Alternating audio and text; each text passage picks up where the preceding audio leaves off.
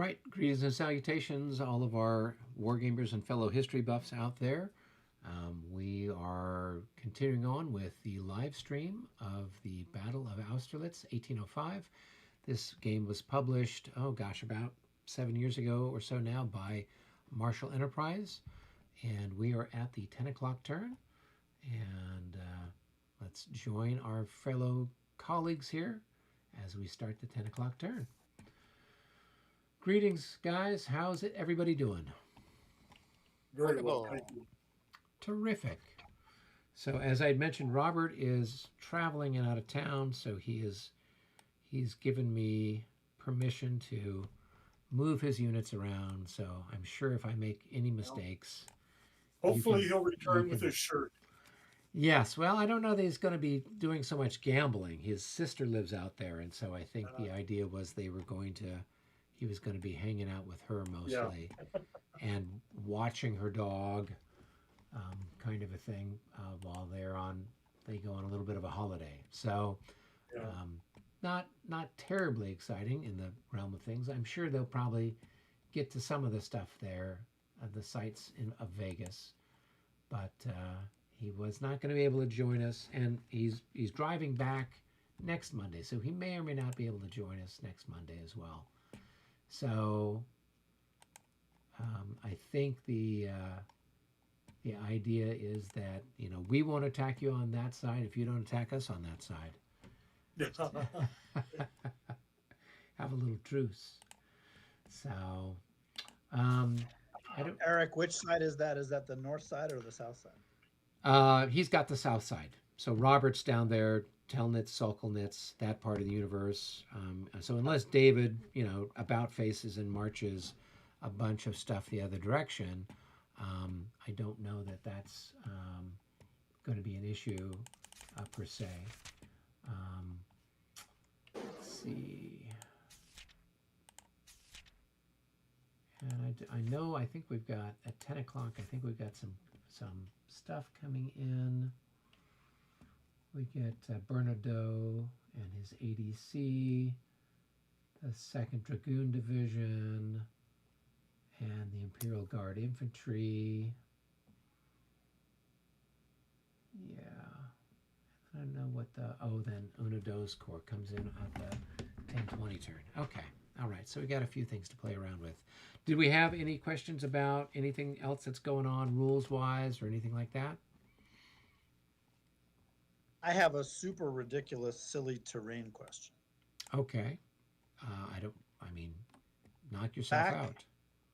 To the east of Blazowitz, Yes. it's a stream. There's this stream that runs along here. Yep. There's this hex side here. Is that still a stream hex side, or does the stream end in a solid blue hex side? Oh, let me zoom in and see if I can look at it. It's beautiful transitional artwork. Oh my gosh.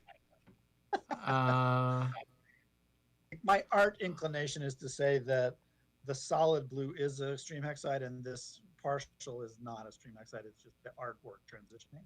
But Yeah. I know that with a lot of stuff that Monty does, he's got these little brush stroke kind of things in there. And we've had some issues before. If we're going to say it's not a stream, then it's not a stream. And I know we've got a couple of hexes too where there's like one little tiny piece of a tree. Yeah. And so when we were doing play testing for Grossbeeren, there were a couple of hexes where there's like a tree bleeding over into another hex. And I'm asking Jim, well, what is this? And so then Monty says, if it's got a tree in it, it's a forest hex. I'm like, even if it's only got just this little piece? He's like, yes. Now, that was with the playtest version of the map. So I don't know if he fixed it when he did the final production. What we're looking at is the final production of the stuff. And so I think our general understanding is if there's some little remnant here or there, whatnot, we can just probably, you know, so like down here on the east side of the map, south there of the Blasowitz area, right? There's like a couple of trees that extend into some of the hexes. You know, are they forest? Do the trees move?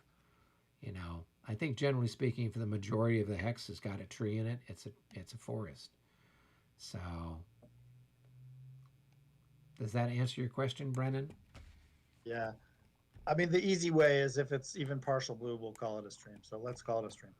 Okay, yeah, then it's a stream. All So right. that makes things easy then. And I'm sure we'll find other little things higgly-piggly along there. But I think for the most part, if we just kind of use common sense, we should be okay.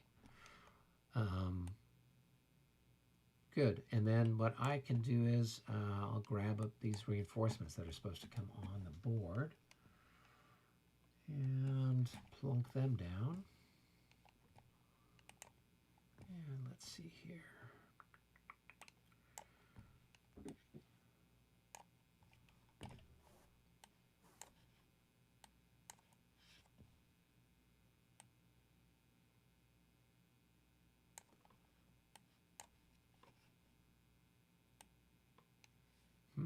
It's letting me move this around, but not grab the stuff. There we go. There's that. Oh. Looks like there was one last dragoon that didn't get on the map yet. Oh. From Robert's side of the world. That'll show up this time. And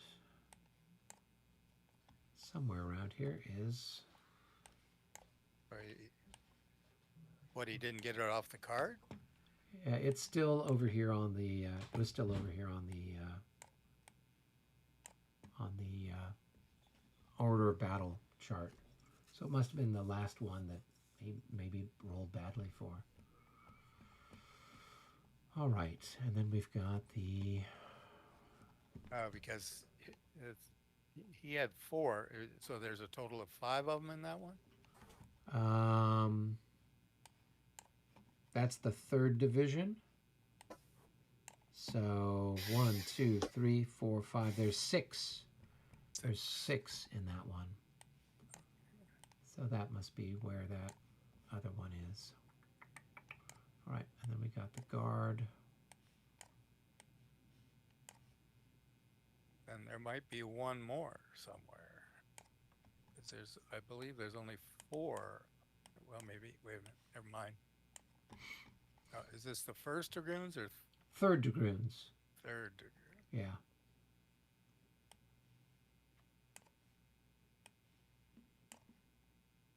What are the regiments in it? 15th, 17th, So 3rd dragoons are 25th, the... 27th. So the 5th, the 8th, the 9th, the 20th, the 16th, and the 21st.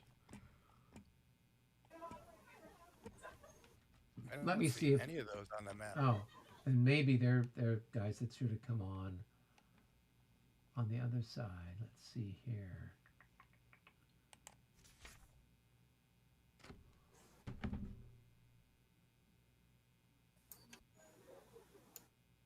Oh no, they're guys that were supposed to come on and over on my sector. Oh, okay. Yeah, so Yeah, they I must think have everything's got... on for over here. Okay, well that's good to know. So these guys need to be over here, and then these guys are going to be over here. And there is Marat. And then I just need to get the leader for the guard infantry.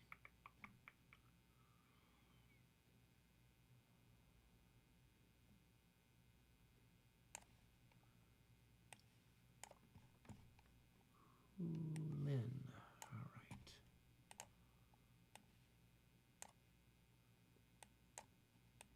Okay. All right, exciting stuff. Let's see if the 21st is already on the map somewhere else.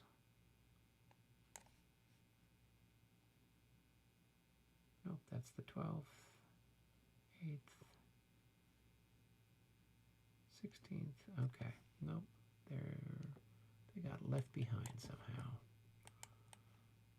Okay.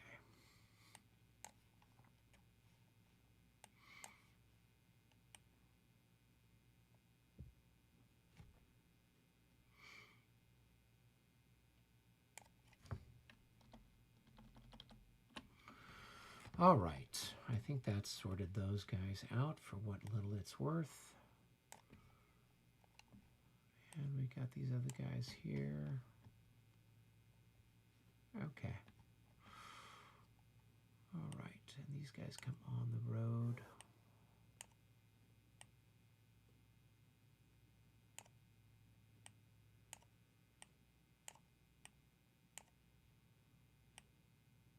Okay, cool. I think we've got a reinforcement set. So, Keith, do you have a second? We can chat a little bit and catch up. I haven't looked at the map. Let's do it. Go into HQ. Yep, haven't looked at the map in a while, so here we go. Yeah. All right.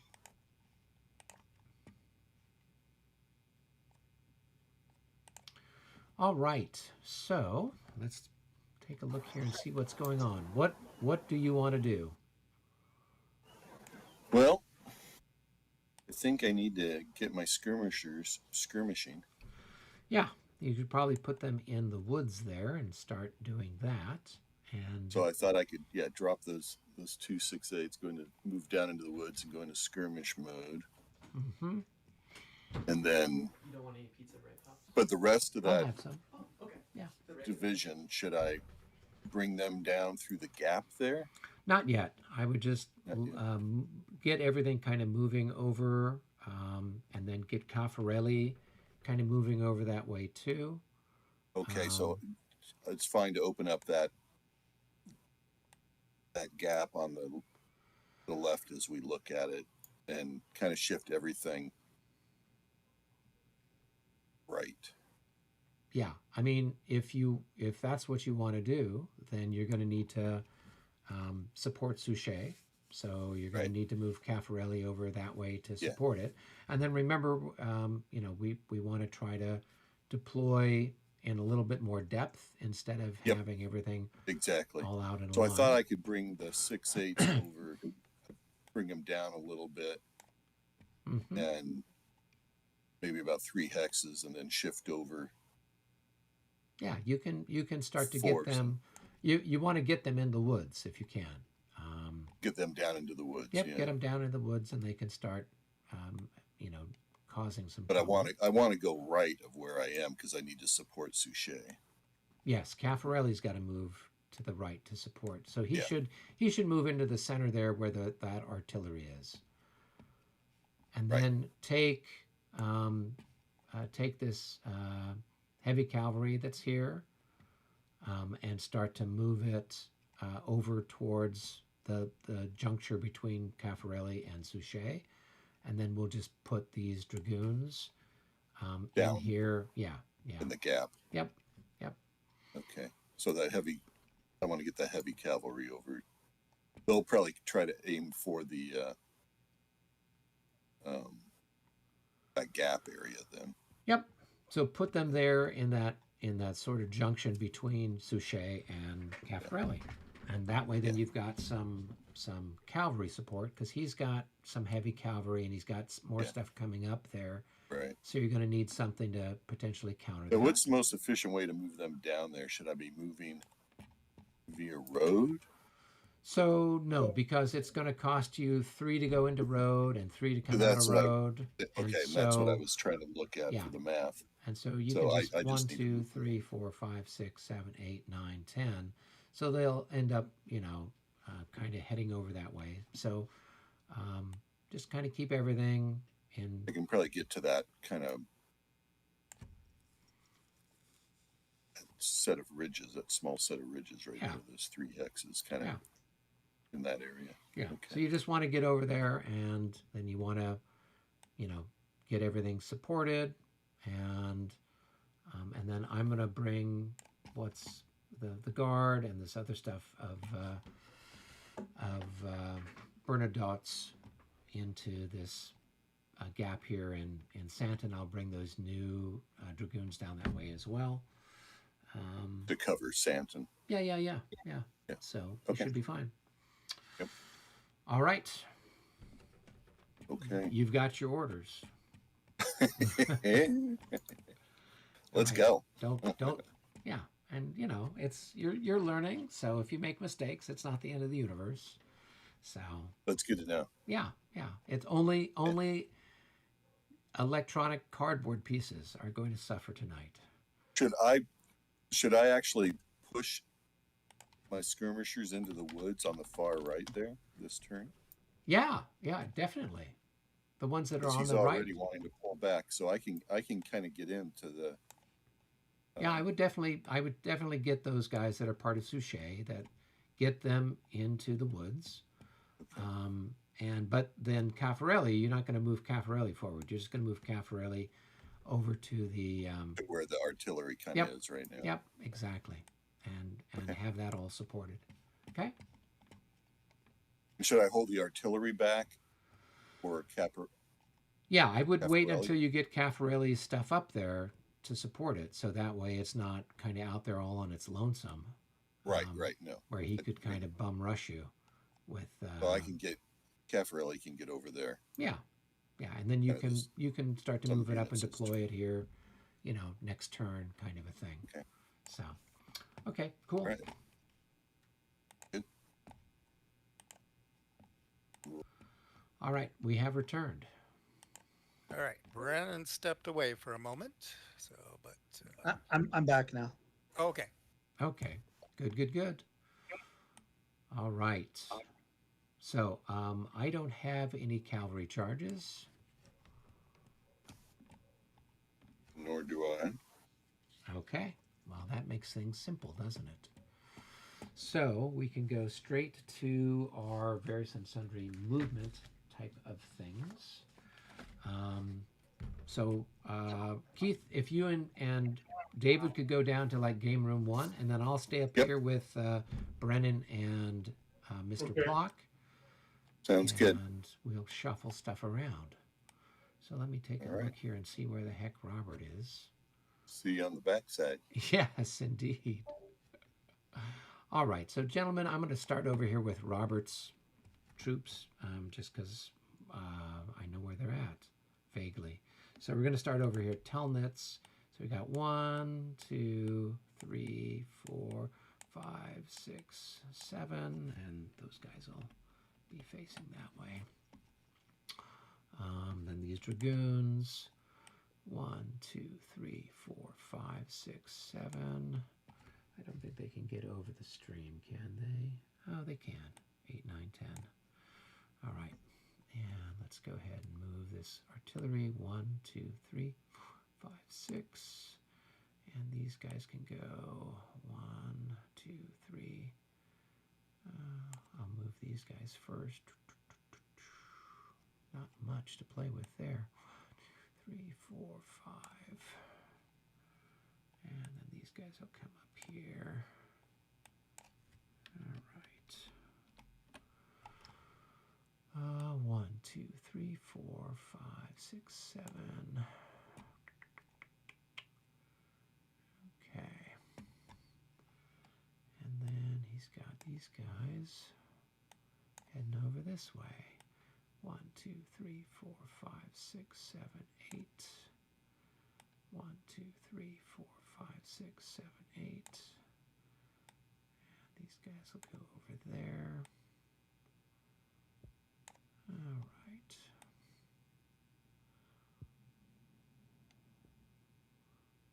Okay, that's probably as good as we can do there for the moment.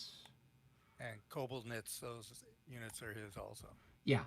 So I have no great desire to go shuffling them around anywhere at the moment. So Okay. now we're moving over to. I'm still trying to be under 10 minutes for everybody's benefit here. Well, you did his side in literally 1 minute. So Yeah. All right. So now we're here at Punktowitz. So let's go ahead and we'll take these guys out of square, and we're going to put them into the town. 1, 2, 3, 4. These guys will go into the town. Oh, there's two things of them. Okay. All right. These guys will move 1, 2, 3. They can go there into that. And then, who else do we have? More people. All right.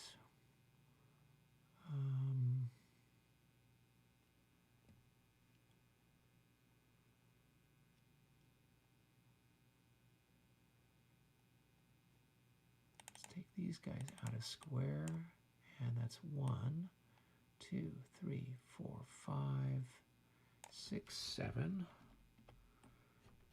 There, and these horse guns, where can we put them? All right.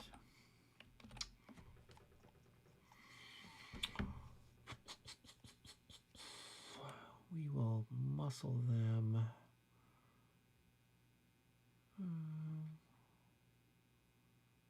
Yeah, we'll just park them here in the village for the moment. And just put them down there. Okay. Whoops. All right. Who are these people? More people.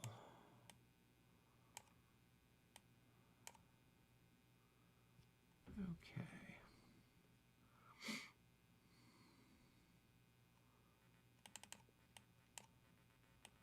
All right, we'll get this guy and this guy across. All right, these guys are going to limber up, so that's automatic. And let's go 1, 2, 3, 4, 5, 6, 7, 8. Move them back that way. And move these guys that way.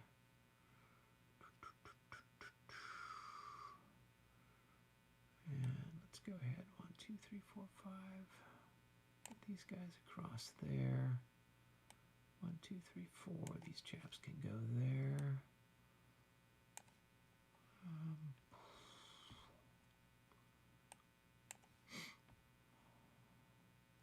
All right, we'll put these chaps there.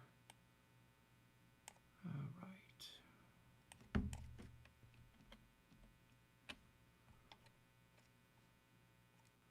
Marshal So can finally hang out with somebody. Those guys will move. Whoops.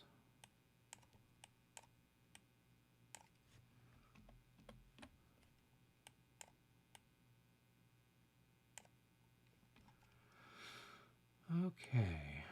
And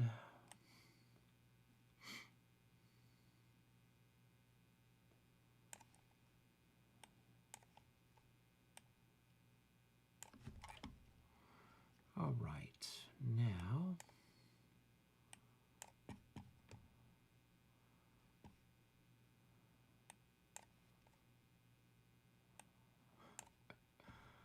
okay, I've got these dragoons that are coming in on the road. 1, 2, 3.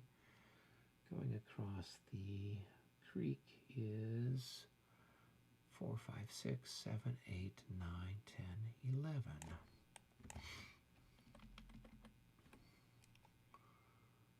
All right.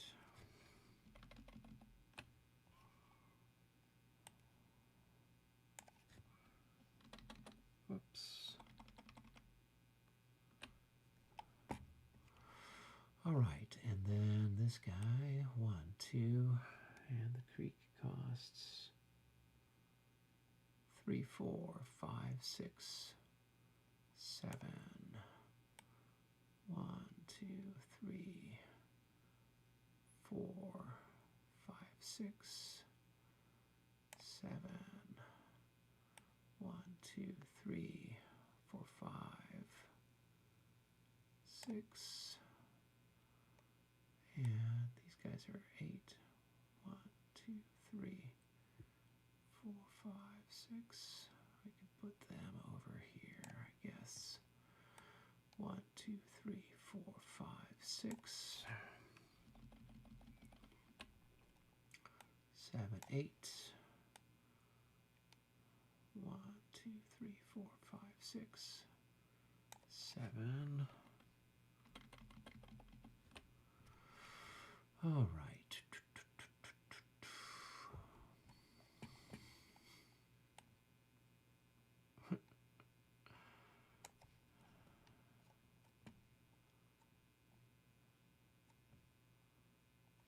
All right, these guys can move there and stack underneath those chaps. 1, 2, 3, 4, 5, 6, 7, 8. And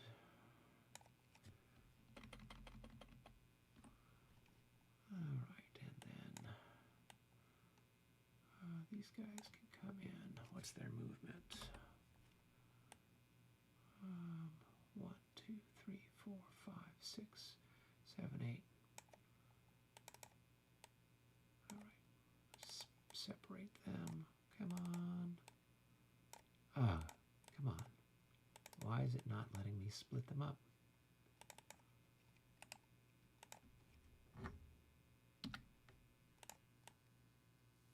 There we go. That was more trouble than it was worth. Up, up, up, up.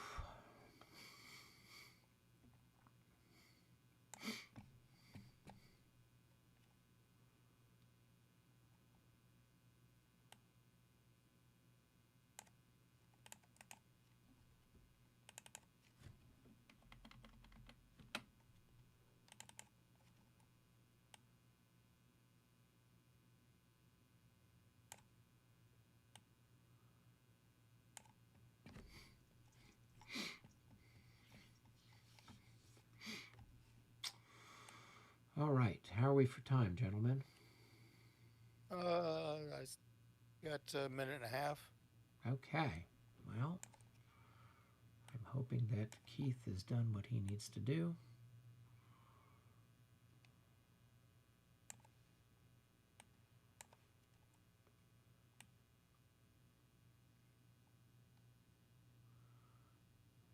Well, at least he's getting aggressive. Let's see whether that's the right thing to do or not.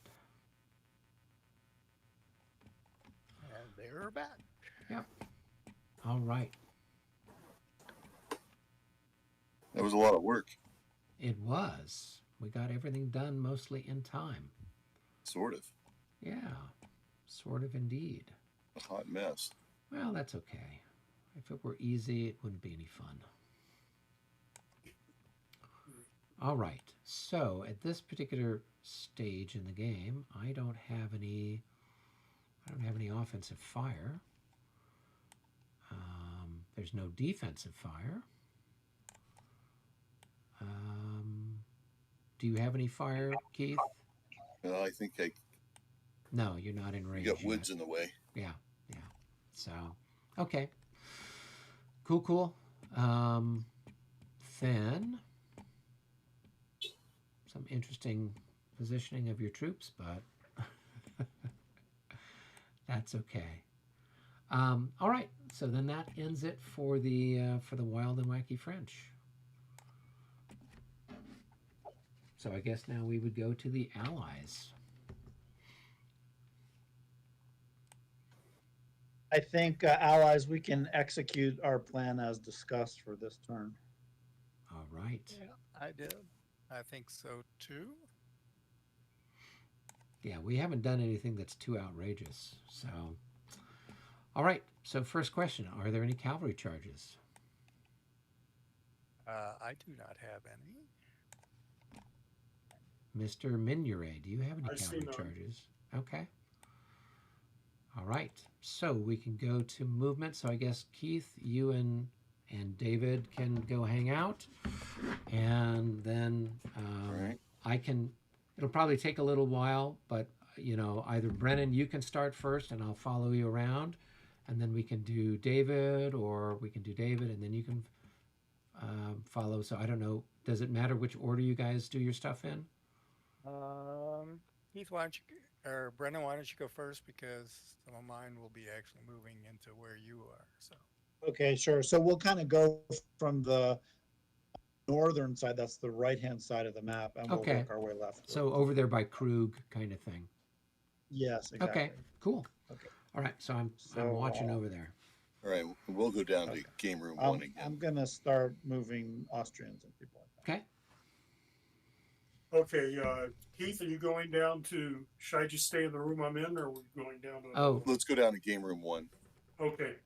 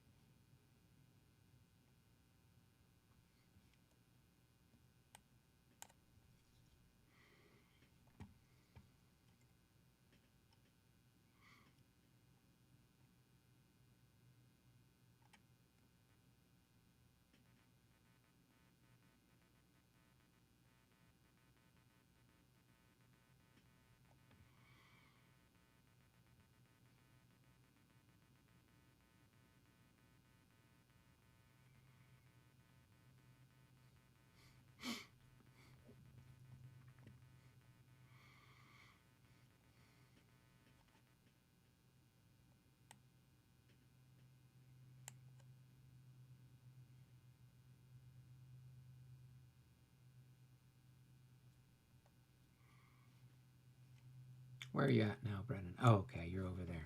Austrian artillery. Oh, okay.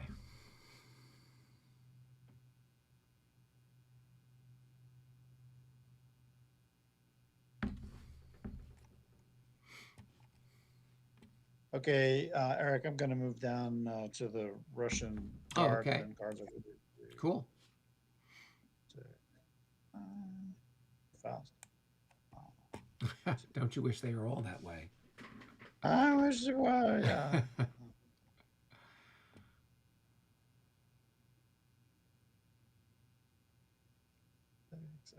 Okay, now the Russian guards here. Okay.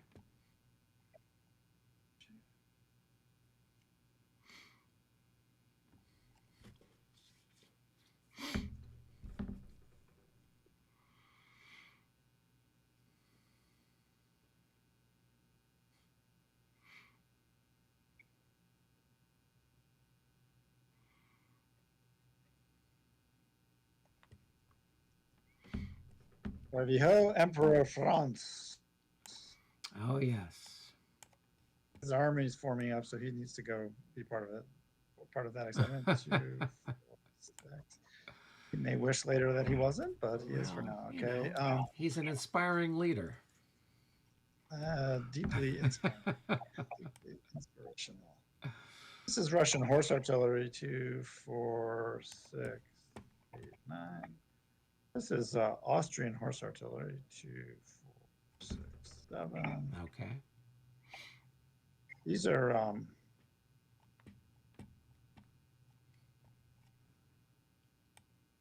Russian leaders over here. Okay. What, the Kaiser? No, the Tsar. Yeah.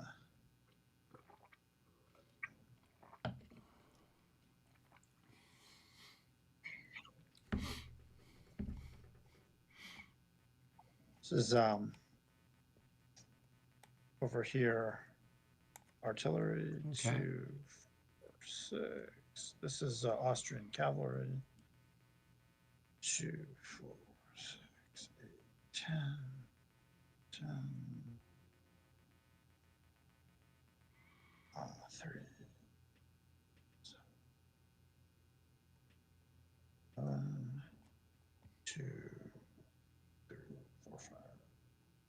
7, 10.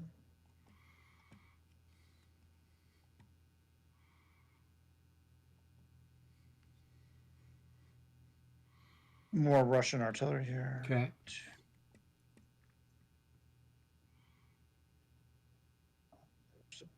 Stack. Okay.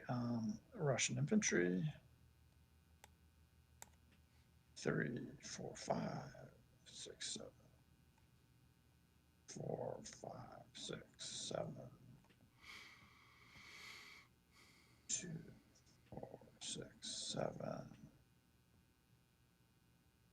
Oh, so he just needs to get centered a little bit better. Thank you. Not sure exactly which one he was, but there it goes. Okay. 2, 4, 5, 6. It's a bad place for him. And 2, 4, 5.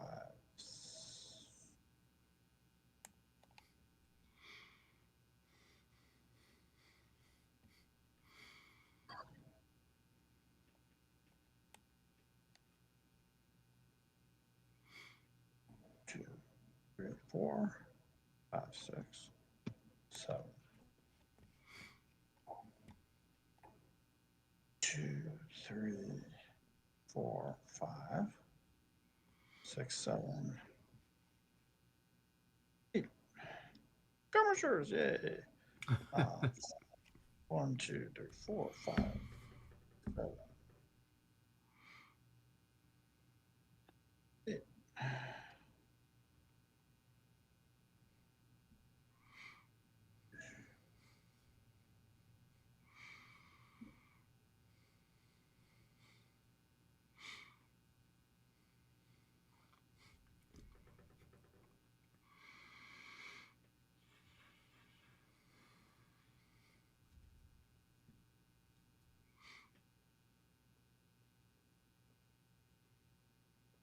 I think that mostly covers it for my stuff. I think we're handing over to David.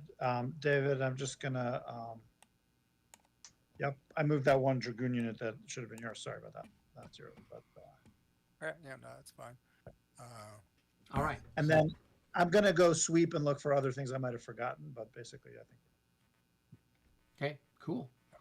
Okay. All right, so David, All right. why don't you do your stuff? All right. So, let's see. All right, I'll start with these guys right over here. Where are you at? Can you flash me? Yep, I'll flash you again. I'm starting okay. over here. Cool. Okay, so it's this group right here is going to be the first one here. Okay. 1, 2, 3, 4, 5, 6, 7.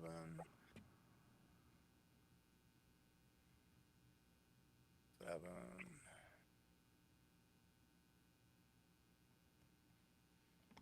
7. 1,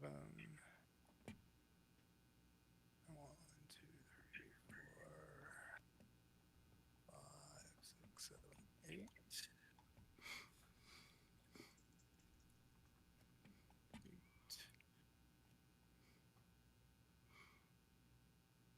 8.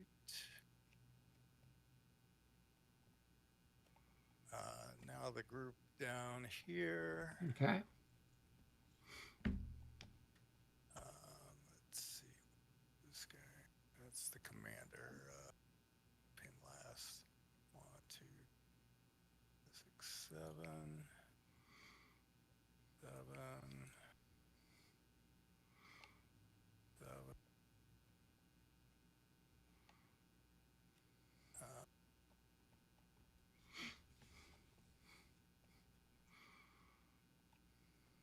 2, 3, 4, 5, 6, 7. 7.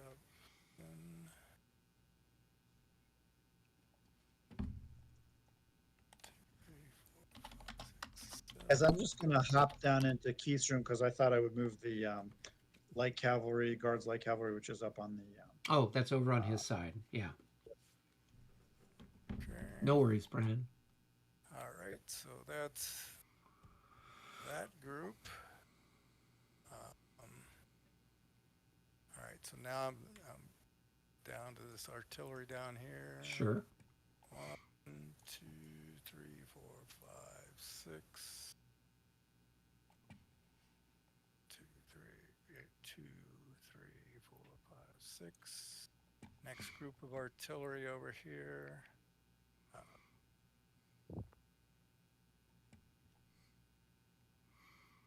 3, 4, 5, 6. 1, 2, 3, 4, 5, 6.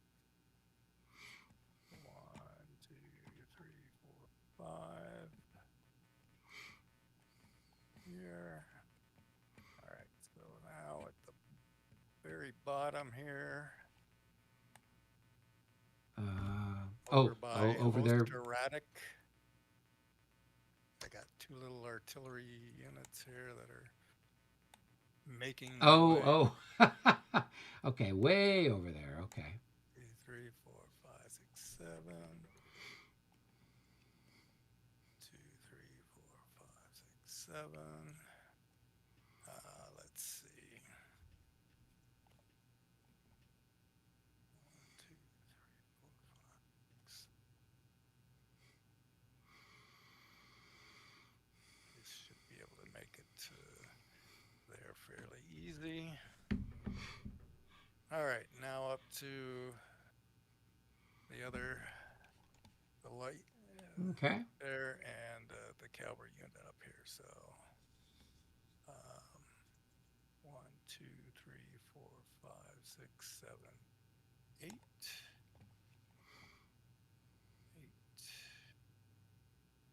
8.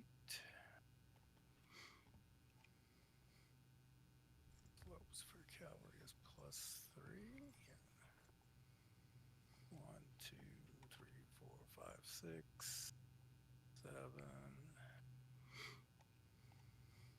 8, 9, 10, 11, 12. Yeah. Good.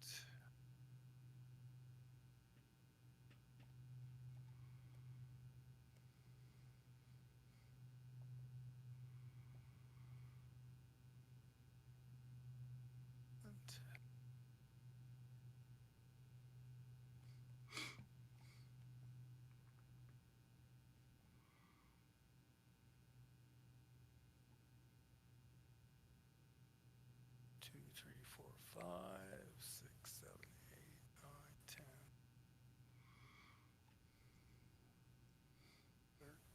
13, 14. 1, 2, 3, 7, 10.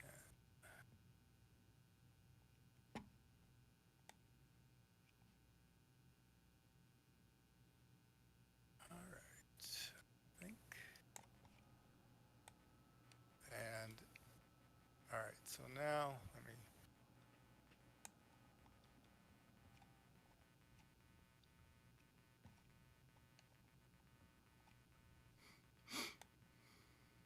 I'm back over this area right in here. Ah, okay.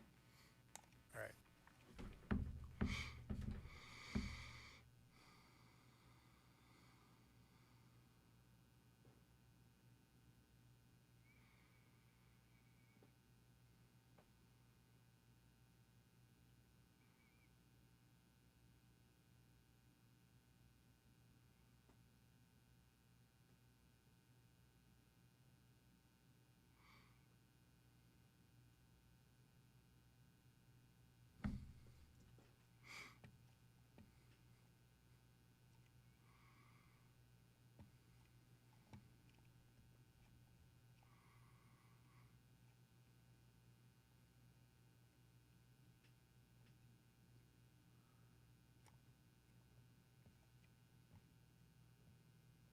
And I think I'm done there. Okay.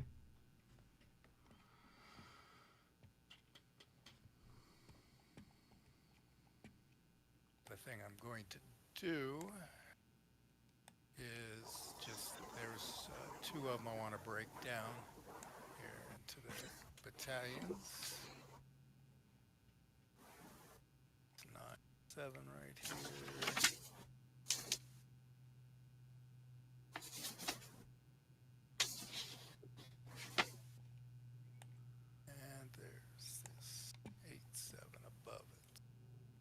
this chap here? Okay.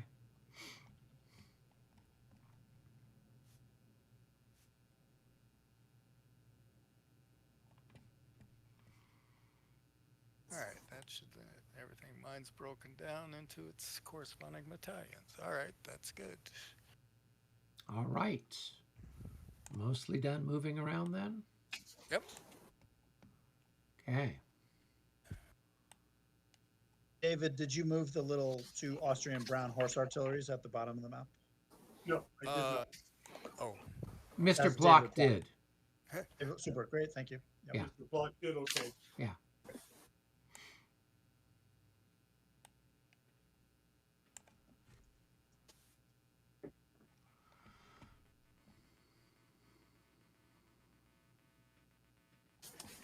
All right.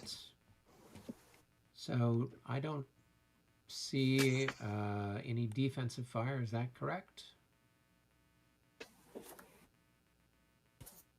There shouldn't be. Okay. Cool.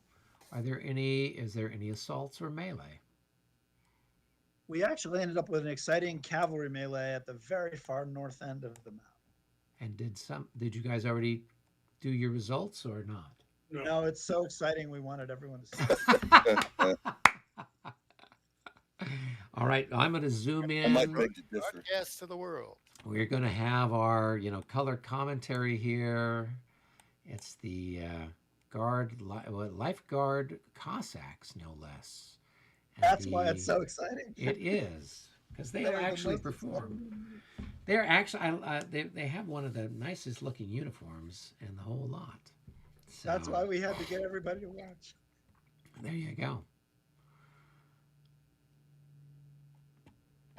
The lifeguard Cossacks and the lifeguard Hussars are going to fight the French light cav there. Okay, so it looks like you've got 59 plus 23, so that's going to be 79. That's going to be what? 80, 82, 82. Is the lance bonus doubled for being It in is line? double if you're in line, yeah. I have no idea. I don't have any lancers, so I don't have to worry about it. It's doubled when attacking in line. So, Oh, okay. so So then it's going to be 87, right? this is a 5-to-1 attack, and they're led by Kologrivov, who's the guard's cavalry commander. Cool. All right. We'll go ahead and So roll it's, and see what excitement we get. Plus 4. Is it 5-to-1?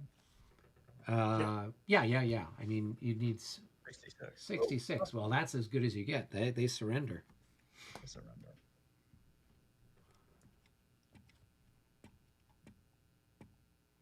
And At they're first, I tired. looked at it. It looks like it looked like you rolled an 11. I'm like, oh, it's an 11. No.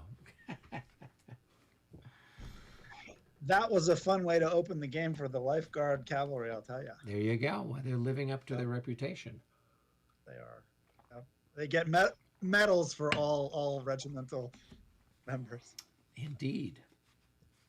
Order of St. George for General Kologrivov.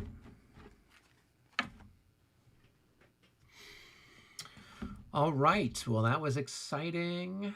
Oh, let's see And what then, else have we got. Do you guys want to pop that unit off onto the chart, probably? Or onto the time chart? Like, where do we put? You want to drag them up Normally we've been putting them on the time chart. That's where we stack up the bodies. Yeah. So you want to go ahead right. and put it there on the sequence of plays. Put it there next to the liberators of the oppressed. First casualties.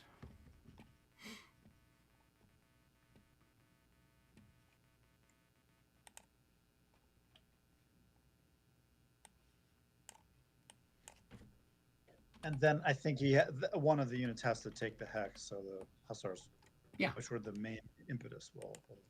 There you go. All right. Cool. It's a good thing we didn't have a leader there. Otherwise, that we would've hurt. really have been unhappy. Okay. All right. So we can advance the clock to the 10:20 turn. We're about 15 minutes in. Do you think we'll be able to get a turn in, guys? Yeah. Yeah, I think so. Okay, cool. Then let me chat with Keith a little bit here, and then we will figure out what the French are going to do. All right.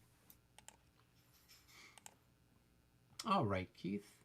So you got your guys a little. You kind of put them out there a little bit too far, and they didn't have anybody to like support them.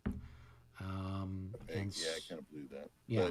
But I also didn't think thought I was playing against David. Oh, yeah. Well, those other guys were still there, right? And so they could have made the move, whether David made the move or anybody else made the move. It doesn't matter. They weren't that far away, and they were able then to come up and do the move and melee thing. Right. But I thought that was, yeah. Anyway. Yeah, it doesn't matter. I It's misidentified yeah, who I might be responding to in that yeah. match. Now, I countercharged. I probably shouldn't have. Oh, you wouldn't have countercharged. Did they charge you, or did they Well, he move said in I could melee? have a reaction. Yeah, you could have opportunity charged. Where were you Opportunity before? charge. I was one hex up. Oh, yeah, you should have stayed where you were.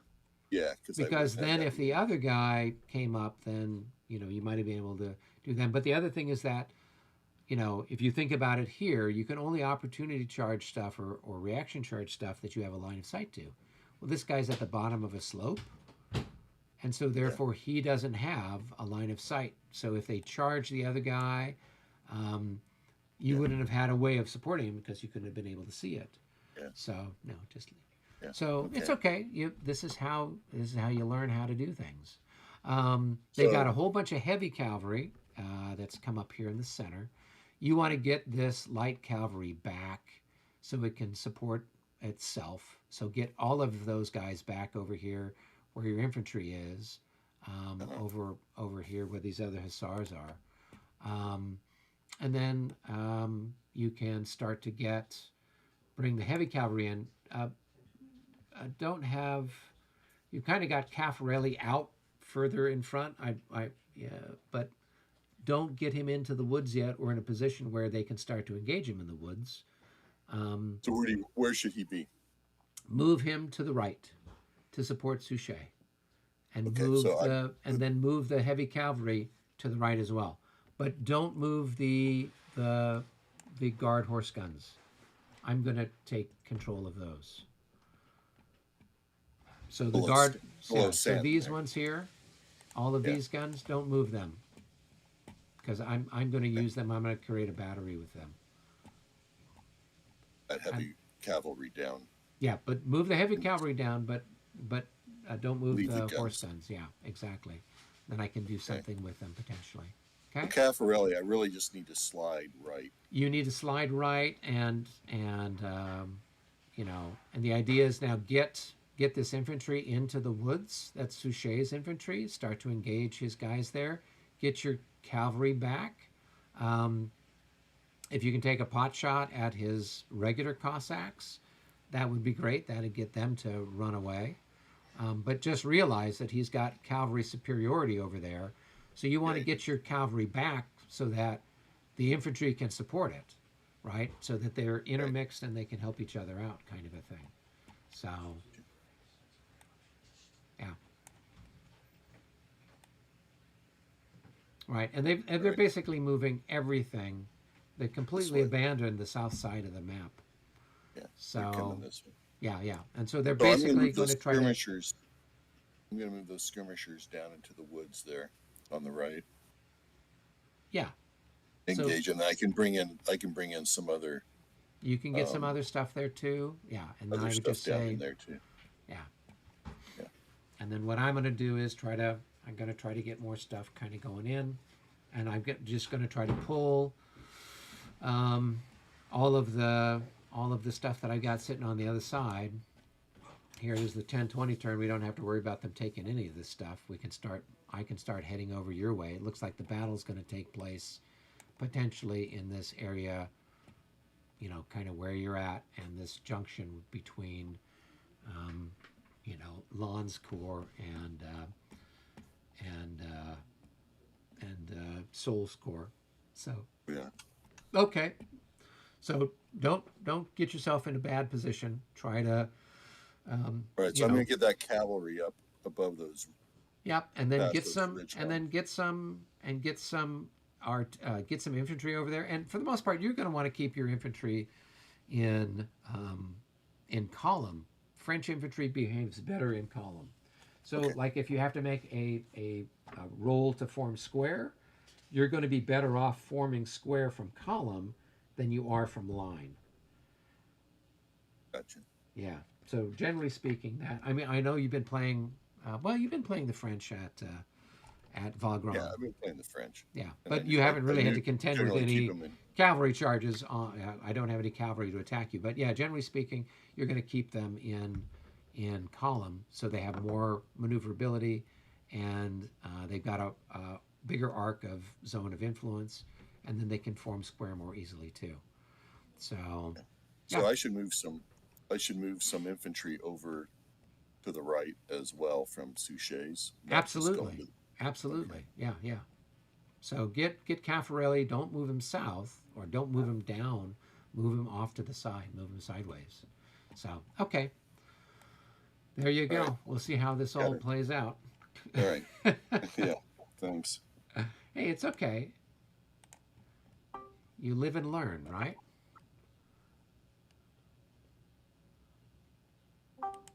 All right. Okay, cool. All right, so we're ready to go.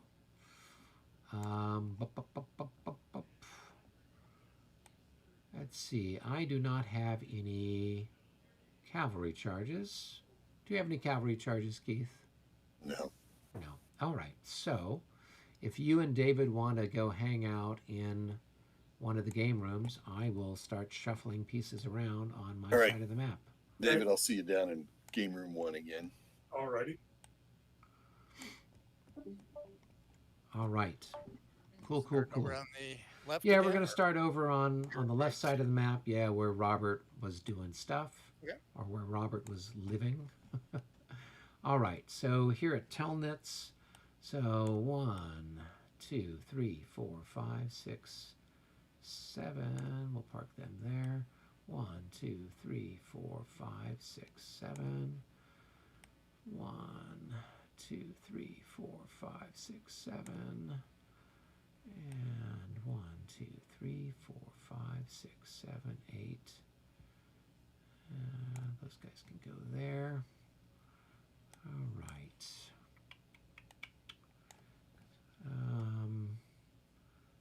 Let's see.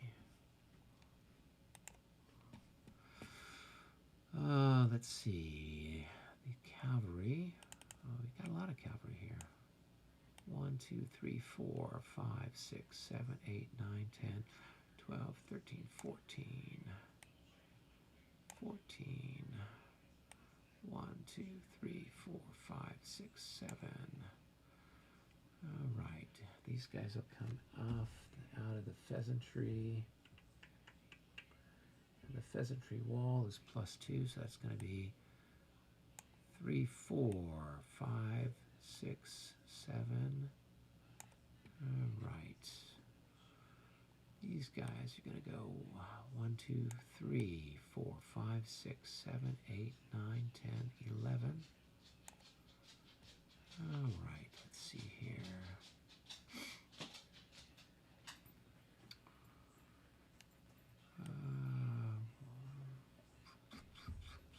One, 2, 3, 4, 5, 6, 7.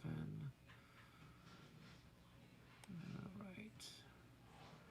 1, 2, 3, 4, 5, 6, 7. All right.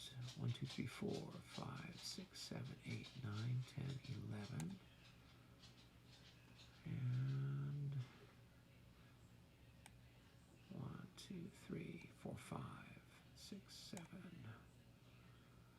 1, 2, 3, 4, 5, 6, 7.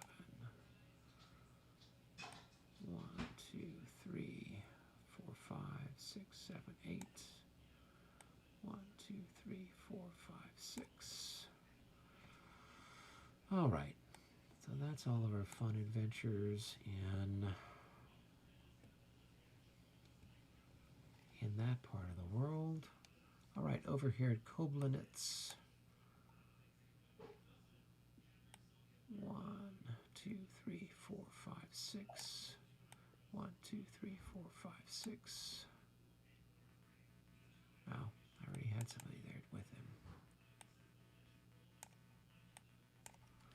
Okay.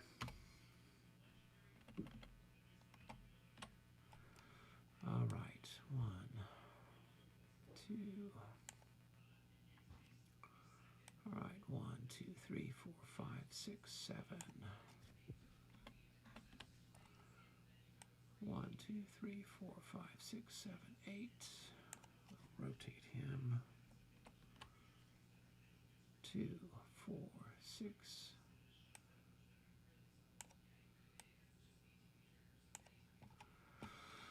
All right.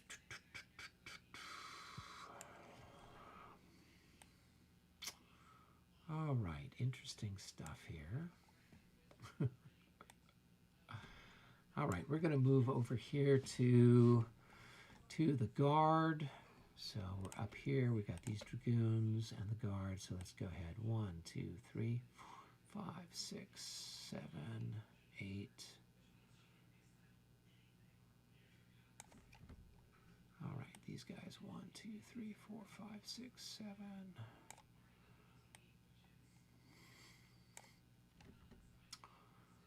All right. 1, 2, 3, 4, 5, 6, 7, 6. 1, 2, 3, 4, 5, 6, 7, 8. There we go. 1, 2, 3, 4, 5, 6, 7. 1, 2, 3, 4, 5, 6, 7, 8.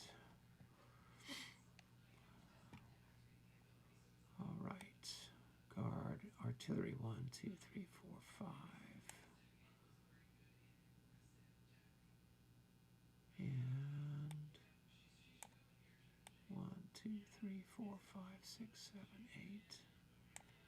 Where's my other guard gun? Ah, there they are. 1, 2, 3, 4, 5.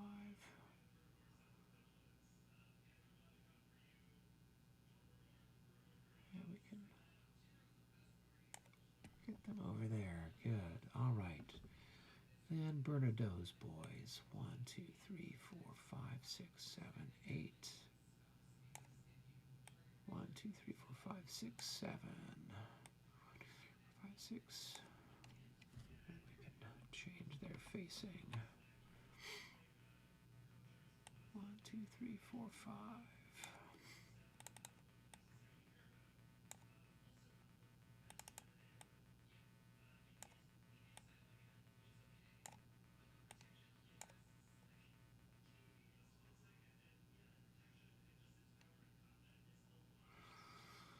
All right.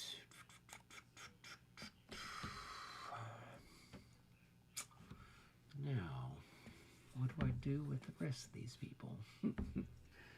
Artillery across the stream. Okay, we're over here. So that's going to be 1, 2, 3, 4, 5, 6, 7, 8. Yeah, we'll park them right there for the moment.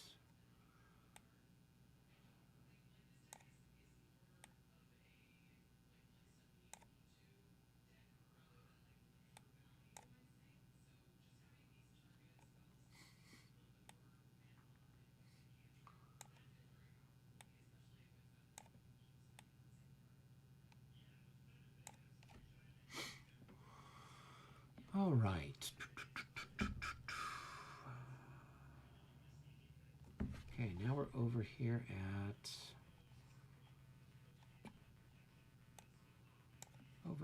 Punktowitz. Gotcha. Yeah. So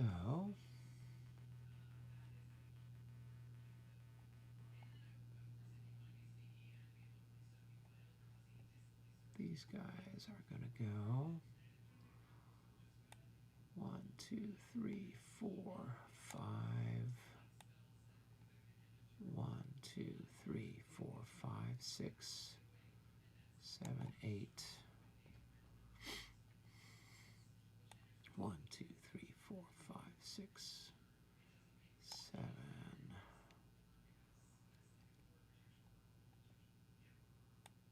1, 2, 1, 2, 3, 4, 5, 6. All right.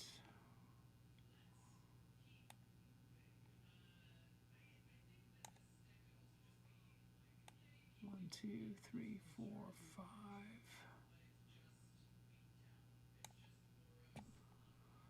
All right. Then these dragoons here. Oh, actually, let me get these guys out of square. 1, 2, 3, 4, 5, 6. Let's see. 1, 2, 3, 4, 5, 6. Okay. All right.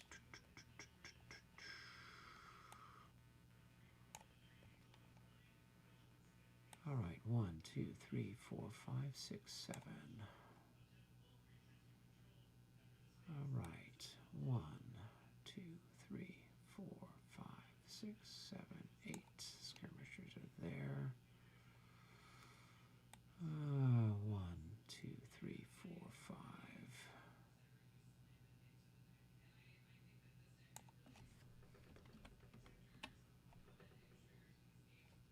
6, 7 were there. All right, cavalry.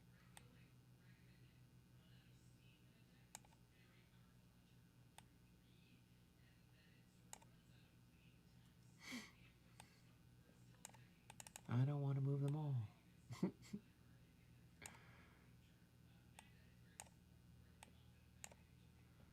There we go. All right. So 1, 2, 3, 4, 5, 6, 7. 1, 2, 3, 4, 5, 6, 7. All right. 1, 2, 3, 4, 5, 6. 1, 2, 3, 4, 5, 6, 7. All right.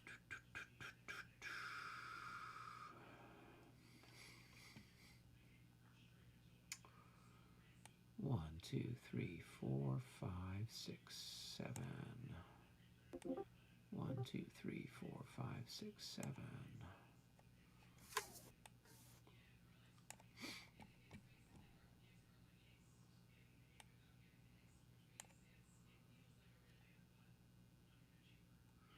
All right. 1, 2, 3. So 1, 2, 3, 4, 5, 6. Right, these guys will stay there, but the guns will move over there.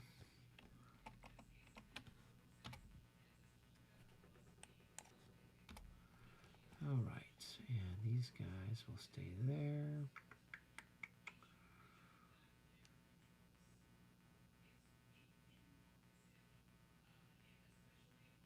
So these guys will go back there.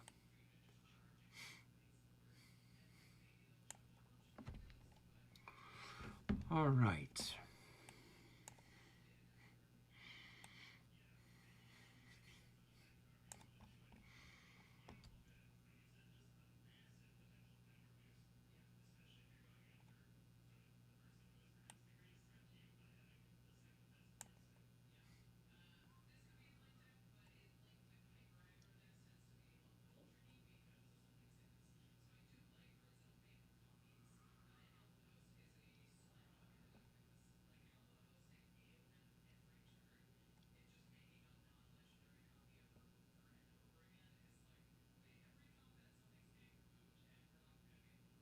those guys have moved. All right, I'll keep those guys there in reserve.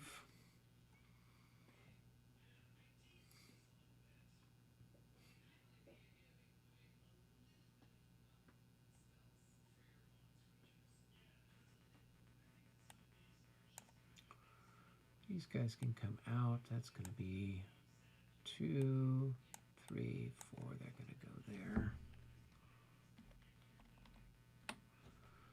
And these guys can move up.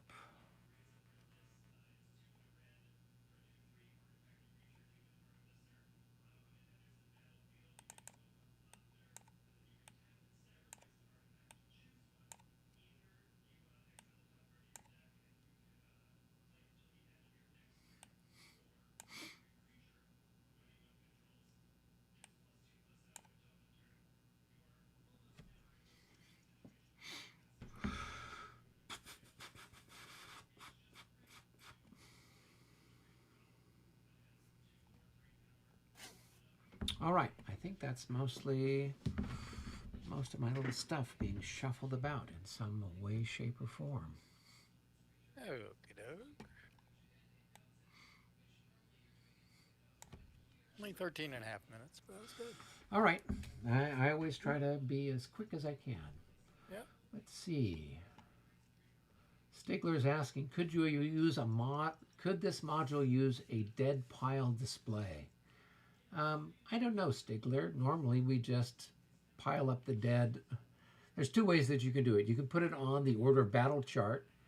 So when they're dead, they go on and you have them inverted, showing that they've been removed and they're casualty. Or normally we just pile up the dead there. But there's also usually like a spot where it's got the different cores and you can stack stuff up there. Do we have a core thing here? It's got titles for the morale chart, level charts, Yeah, the but morale it charts doesn't would be have good. them. Oh. Those are grayed out for me. Oh, So really? yeah, that's Well, where we so usually they're yours are grayed out for me. both of mine are grayed out. Oh, really? So where it says Grand Army morale chart, Yeah. that's grayed out, and Third Coalition morale chart is also grayed out? Yep. Third Grand Army morale chart is grayed out. Because I can access mine. I may have been whatever. Well, I don't Yeah, if know you why. signed in as like an observer, I mean, it should allow you to see everything or do everything. So, Yeah. okay. We have some defensive fire. Hooray! Finally. Okay, I'll get started then. 4 to 6 over here. 65, that'll be one hit. Wow, these dice are loaded. Eric, do you have? Where were these rolls last night? I'm sorry, what's the question? Putting an increment. Oh, so you can right click on the unit and then go to where it says unit and then click on increment lost and it will then add there an we go. increment lost to it. Yeah. Now the other one I've got, I don't even see it. I don't think it's going to be a legitimate shot because this guy's printed fire factor is only 3. Going to be 3 to 10 or 3 to what is it, 16 or 14 or something. So Right. I don't So know if they're so who shot whom? okay, this guy here shot. Okay, now we're over to here. Yeah. So The other defensive fire. So in like 5th edition rules and regs and some of the other stuff, if you can't get a 1 to 3, you can't get a shot. But Right. here we always say if it's a 1 to 3 or worse, Okay. roll. I mean, if you roll a 65 or 66, we just consider it a lucky shot and, All right, here and we off you go. go. 63. 63. So that's a miss. Open up for- Yeah. That there's some leaves and branches that fell down around those guys there. They Yeah. heard it whistling But past their little caps. This won't continue too long. Don't worry. Oh, I'm sure So when it comes time for Keith to start shooting back, it'll be a different Yeah, I story. know. I So know. who was that on? Was that on the? That was on this guy, but it was a miss. It Yeah. was a myth. Yeah. Oh, I'm just gonna swap out the giant Austrian regiment for its component battalions. Okay.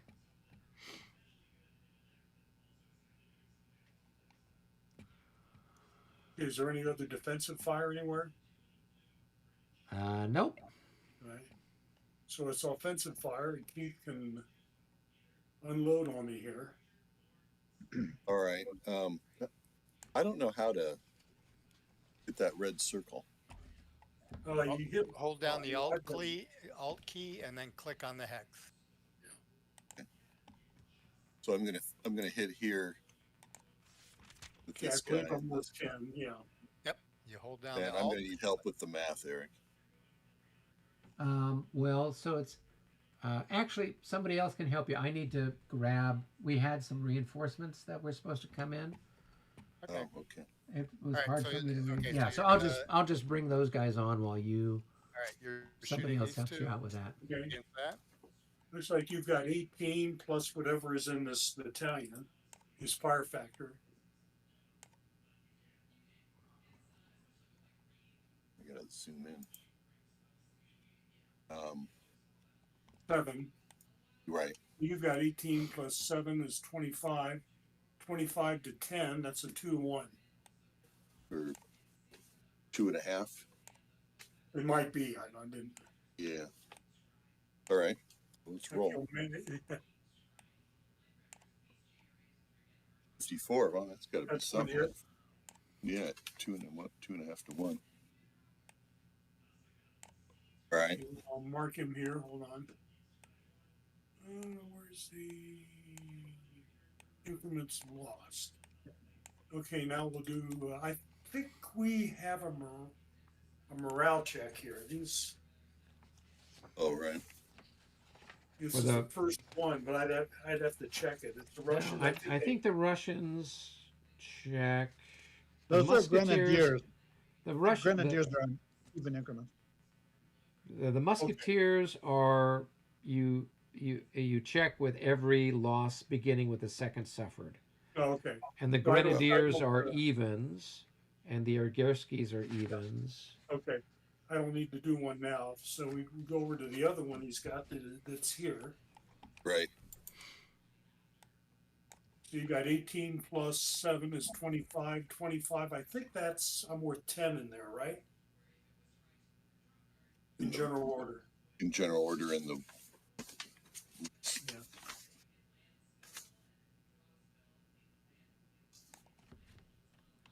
I'll take your word for it.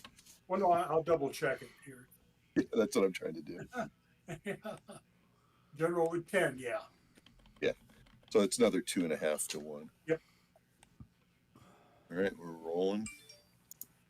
Ooh, Ah, look at that. that's got to be a hit. That's gonna be 2, I think.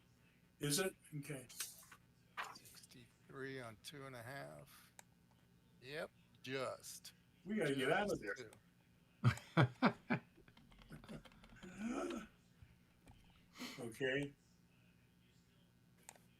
Oh, he disorders. So now he's got to leave 1, 2 Zocs. So he'll take 2 more losses, right? Is it an assault? No, I disordered, so I got to retreat. So what But if caused you what? disorder after firepower, you don't take losses. You only take the losses. So Oh, so okay. yeah. So you Go back 3. yeah. Yeah. So you And don't. disorder.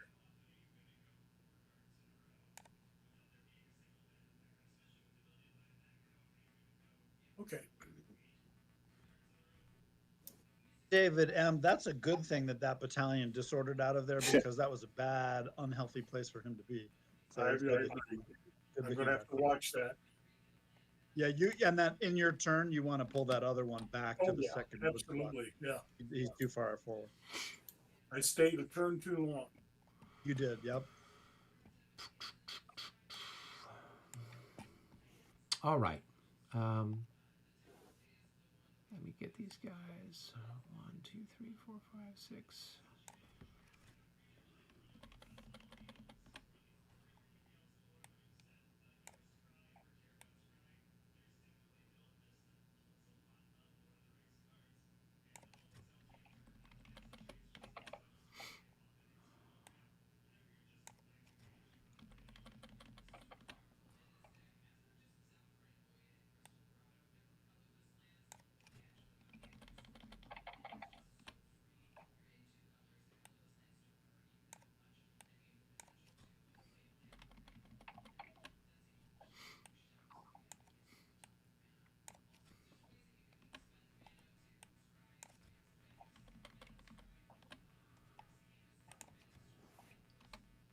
I always hate.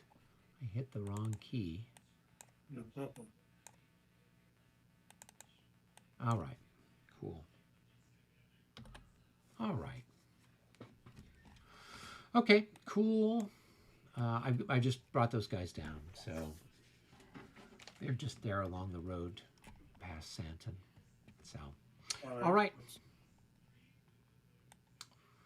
Cool, cool, cool. All right, so that, do we have anything else? Did you have any assaults? No. Okay. So then that ends the French turn. So now we go ahead and take a look and see what the Allies want to do. At this point, all the French reinforcements are on the map.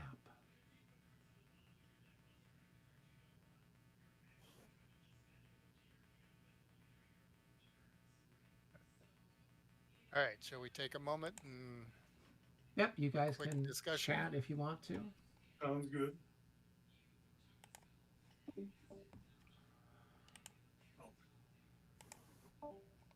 All right. So Keith, these guys are you put those guys out a little too far. Yeah. It was a sort of thing like, they should be, because you don't have anyone to support them, right? And he's got infantry, and he's got guns, and he's got cavalry that can attack you. So it would have been better for you to keep them back, maybe 2 or 3 hexes, so the skirmishers are out there doing their skirmishy things. Right. But those other guys there are kind of hanging out to dry, and so and you could have put like the 6-7, you could have put him back a little bit, or you could have just had him arranged slightly differently so they wouldn't be in such a vulnerable spot, and the cavalry isn't anywhere nearby to kind of bail them out. So, there's a good chance that they're gonna suffer a little bit. 2, 3, 4, 5, 6. Yeah, he can get all of this infantry. So if he charges you and you form square, then Well, I didn't he think could, the infantry could get to me because of that ridge. well, some of them are, right? 1, 2, 3, 4, 5, 6. These guys that are here on his infantry that's kind of on the left side of the line can. One of them can. Yeah, at least a couple of them. The one that's in the woods could. The one that's Right. there just north of Krug could. Plus the One, Russians can come out too. 1, 2, 3, 4, 5, 6. So 1, 2, 3, 4, 5, 6, 7. No, the Russians can't make it, but the Austrian infantry can, and Well, that slope's going to cost him 2. So I can only see 1 infantry that can touch him. Unless I'm miscounting. yeah, he's got 2 that could, but yes, the bulk of them can't. But the guy that's the 7-7 that's out on the end is potentially vulnerable, depending on what they decide to do. Yeah. So that's the only thing to just kind of keep in mind. Kind of hang back, think about where I he's guess I was at. thinking the cavalry would be able to drop down in the next turn, but I wasn't really thinking about what he might do with his cavalry this turn. Yeah. Well, so you got to have to think a little bit ahead like that, Yeah. and that right. way then you can try to plan your dispositions a little bit better. But this is part of the learning curve, so you know. Men will die. Yeah, I mean it's only electronic Now, pieces of cardboard. could I have assaulted? I should have assaulted. You could have assaulted the one guy that's there in the woods, Yeah. but you know, he wouldn't have had to make a morale check. You would have had to make a morale check, so you probably would have. I'm not sure what the odds are, but you Okay. know, you could have So- done it. You know, it was within the realm of the possibility. But it's probably better not to. You think at this point? It's just up to you whether you think you've got you know, decent odds for it. So remember, when the other guy is in the woods or town, he doesn't have to make a pre-melee morale check. Yeah, Right. pre-melee. Yeah. So then you've got to want to make sure that you've got some decent odds, so that way you're more likely to pass your test, kind of a Usually, thing. Eric, isn't it a good idea to wait till you've reduced them with fire a bit? Yeah, I mean, whenever possible, that's what you want to try to do, is to see if you can't ding them a little bit before you go in with the bayonets. Yeah. So and usually that's where the skirmishers come in. Skirmishers kind of sit there; they're hard to hit, and they've got pretty decent firepower, and so that's how you can do stuff.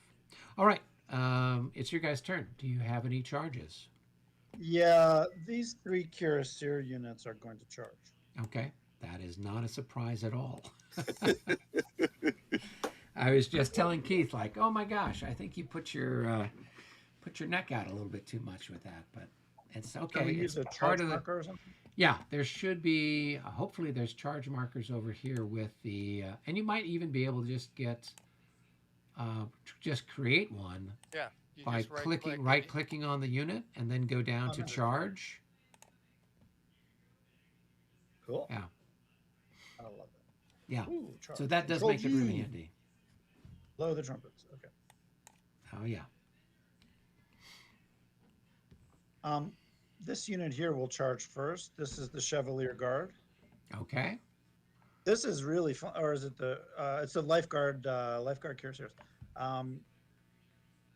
This is really cool. We get to the Russians are opening the battle with all the best units in their army. I Well, love better it. than saving it until the very end when everything is all destroyed. So. So we may have some specific rules mechanics discussion as the like premier charge rules and stuff, but the general concept is as follows. Sure. So this the lifeguard cuirassiers are going to charge. Their first move has to be forward, right? Correct. That was one movement point. Correct. Now they're going to go off to their left behind the ridge, which keeps them invisible, which they love. Right. So they're going to spend 2 points to turn, 1 hex So up. here's do they actually rotate, or do they They just, actually like, rotate. They actually change their orientation. Okay. Yeah. That's Yeah. just like in 5th edition. No, I mean it's supposed to be this way because I talked to Jim. Jim talked to Monty, and they're going to try to clear up the language because I was, when you brought up the language for it, it's talking about change in direction, cost 2, and everything else. So we've been playing where they move and then they turn. So you spent 3 movement points so far. Right. Okay. I mean, just for example, rules as written, this unit would change direction but not facing. Correct. So changing direction would cost 2 movement points. Okay. So he's going to move to his forward left. So he moved 1, Right. then he changed direction 2, 3, then he goes 4 here. it works out the same either way. Yeah. Okay. And we can for the sake of argument, we'll Yeah. change the facing. Okay. So 1, 2, 3, 1, 2, 3, 4, 5, 6, 7, 8, 9. Okay. Comes here. All right. So, Keith, you have a line of sight on that unit, And at this point in time, you'd have to announce whether that's the target of the charge, Brennan, because it's within Right. 2 of your cavalry unit. Right. Which happens Uh, first? You announce whether it's the target of the charge. This battalion is not the target of the charge. Okay. So, Okay, let's take a quick look at the square table. Maybe he's happy just trying it out. Maybe at a range of 2, he's happy going for the charge. We'll think about it. Let's look. so Square yeah, so formation. if we're looking at forming square from column, Yeah. you are 2 movement points away.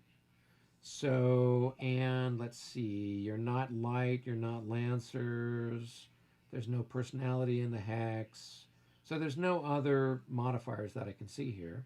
So it's just going to be Keith rolls an 11 through 43, they form square.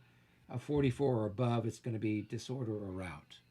Okay. He doesn't like those odds, so he's going to say it's not the target. That's not the target. Okay. So what you can do then is go ahead and do your next move. Okay. So Or it's at gonna this go- point, Keith could try to form square, but You since wanna it's form not square? the target, you'd probably want to wait until there's some units that are coming up somewhere else that you could then potentially form square. So Right.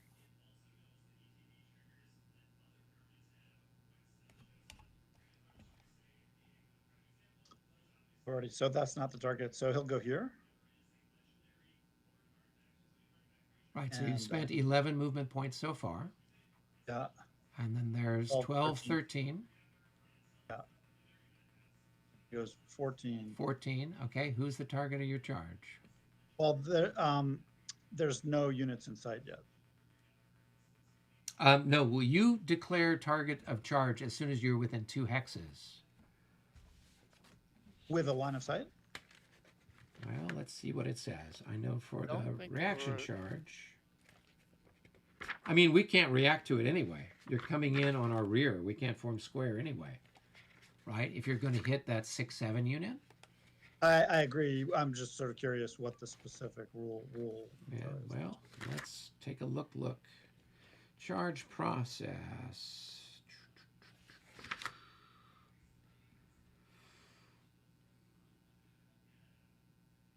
So yes, so whenever a charging cavalry formation is 2 hexes from any enemy formation for which the cavalry has a line of sight, the charging cavalry formation must declare if that enemy formation is the target of the charge. So you don't have a line of sight on him or on anybody other than the 7-7 unit right now. That's right. Yeah.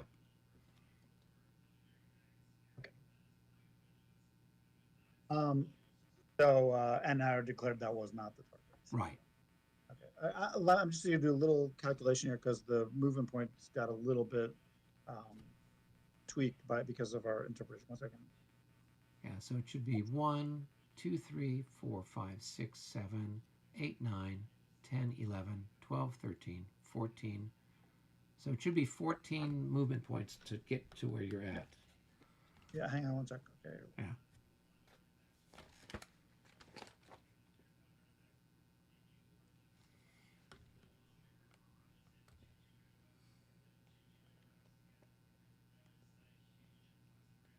So he'll go forward, and the 6-7 is the target.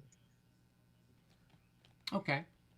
All right. So now what you're going to do is, Keith, you're going to, you have to roll the stand. And because he went 3 straight, 1, 2, 3, you would then have to, you're getting charged through the rear hex side, it looks like. So then we look at the chart here for the... Did he go 3 straight? I think so, because he came, so he turned Came up here, off that he went ridge. 1, 2, and then he turned here. So now he just went 2 straight. Right. It's only 2. Yeah. It So would be you, multiplied by 1.5 for a rear attack, and it's a strong unit, but it's not. It doesn't have the double. yeah. Well, actually, I don't know that it's it's modified for that. Well, we'll figure. Yeah, This but stand you, roll is. yeah, you just go ahead and roll to stand, and there's no modifiers for it because he didn't go 3 straight. So no modifiers. No modifiers. Just roll your dice, Okay. see what you get. 32. So that's probably good enough for them to stand. Okay, and so that ends the charge. Is there? I can't hear you, Brennan. Is there a morale modifier for being charged from the rear?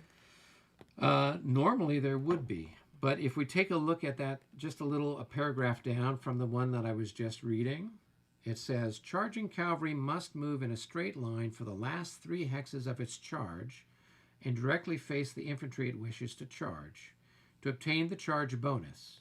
If the straight line is not maintained for the last 3 hexes, it may melee the enemy formation, but without any charge benefits to melee or morale or detriments to the declared infantry target.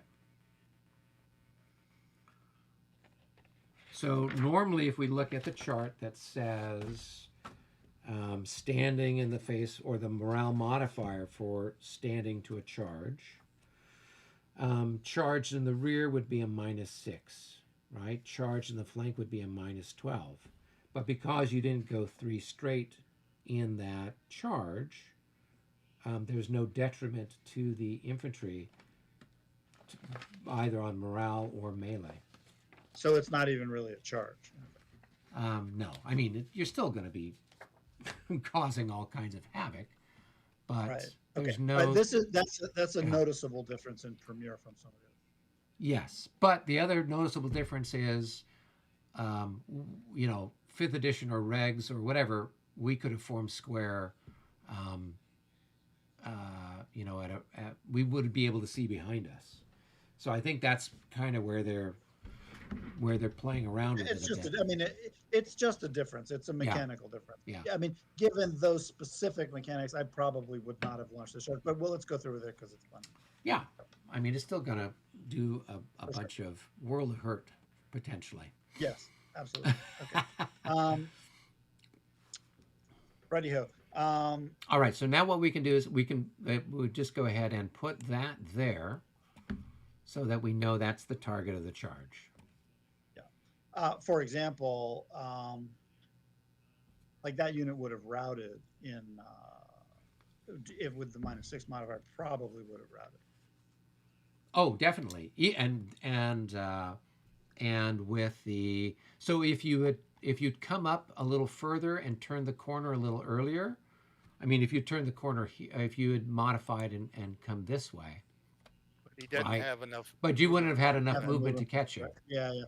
I mean, the specific reason that I launched the charge was that under rules as written, there were particular dynamics of facing and movement point count. He was actually heading for the 8-7, not the 6-7, and he's 1 movement point short because we changed it. Like, these are little details, but it's nothing. Okay. Would he have made it? Because he changed direction 3 times. Yeah, he would have made it. Yep. But Okay. that's all right. Yeah, because the movement points aren't any different. They really aren't any different.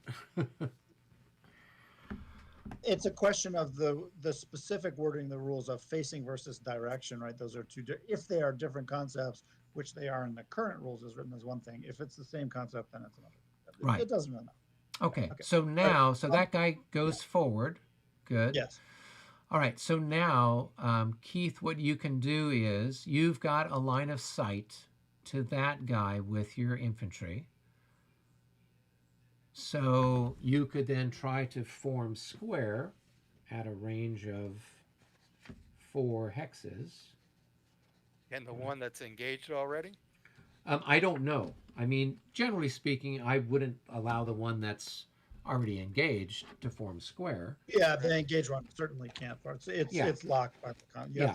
Okay, I'll tell you what. I'm gonna do this Chevalier Guard first. So he's Okay. gonna go down here. Turn like this. 1, 2, 3, 4, 5, 6, 7,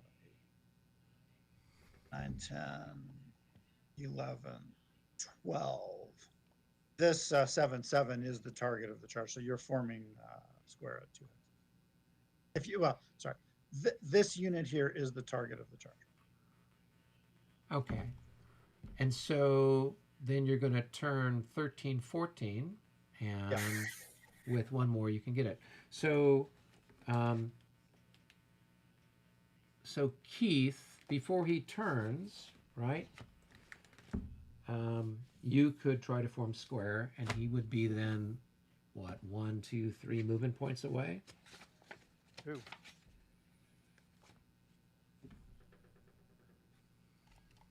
He didn't become visible until he hit the hex he's in right now. Right. Two, Right. So before you turned, how many movement points away were you?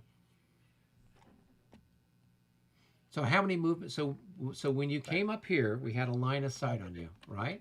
right. Right. And so it's not how many hexes away you are, which is the difference between Premier and all the others, where it's how many hexes away you are. Instead, it's how many movement points away you are. Yeah, it is. Okay, So technically, you are 3 movement points away, because you're going to spend 2 movement points to turn and 1 to, and Okay, then right. 1 to come. I'll tell you what, if we're going to do that, let's go back to rules as written. And in that case, the 1610 had 1 extra movement point. You see where we're going here. Like, anyway, let's just follow through with it. Okay, fine. 3 movement points. Let's stop. Let's go here. Let's back with this guy, right?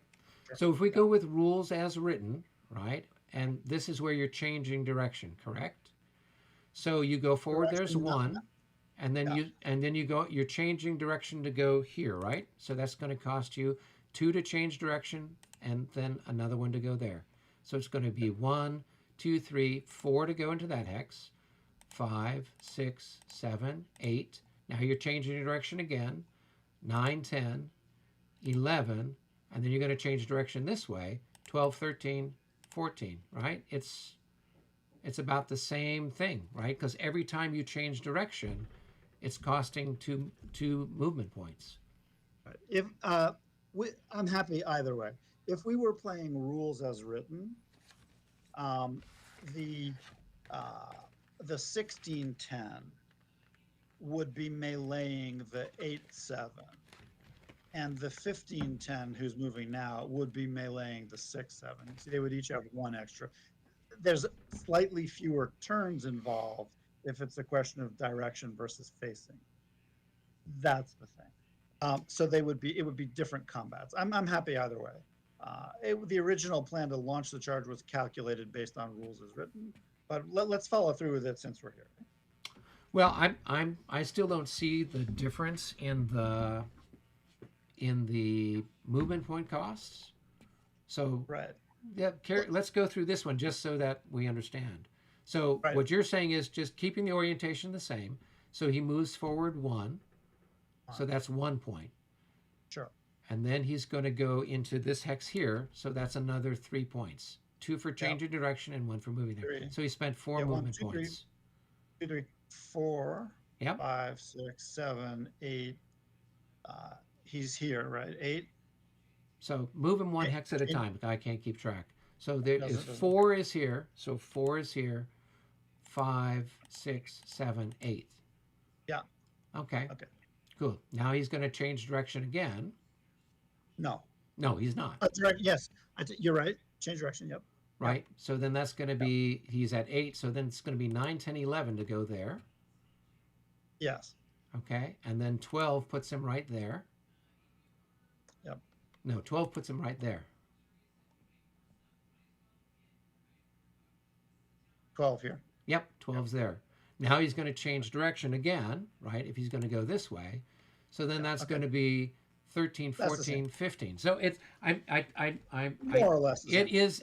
It's absolutely the same. So whether you turn or you slip slide, that changing direction is still costing you 2 points. And so whether you pivot and spend 2 points or you do it the other way, it still costs the same amount as you go along. Sure enough. Okay, great. So is there a square change? I would suggest you form square. Keith, Wh- Okay. So I'm because rolling he's for declared. that. Yeah, he's declared you as the target. Yeah. And so at 3 movement points, you're in column. So you would just be. I mean, it's automatic for you to form square. Is that right? Yeah. So you're just Okay. going to go and you can right click on the unit and then Yeah. go to where it says formation and then select the square and then you put a square on top. Right? Done. And then he moves 1 forward. And in Premiere, the cavalry just attacks the square, and that's that, right? There's no. Yeah. You're supposed to, in theory, move on top of the square, if I recall correctly. So let's read through it because this is the first cavalry charge we've had to deal with so far. Sure. So let's see what it says here. Cavalry charges. Okay. All right. Option number 2, forming square. If the infantry attempts to form square, the infantry must state its intent. This may happen at any time there is a charging enemy cavalry within 4 hexes of the infantry and it becomes a declared target. Interesting. The infantry formation may only attempt to form square once per charge sequence.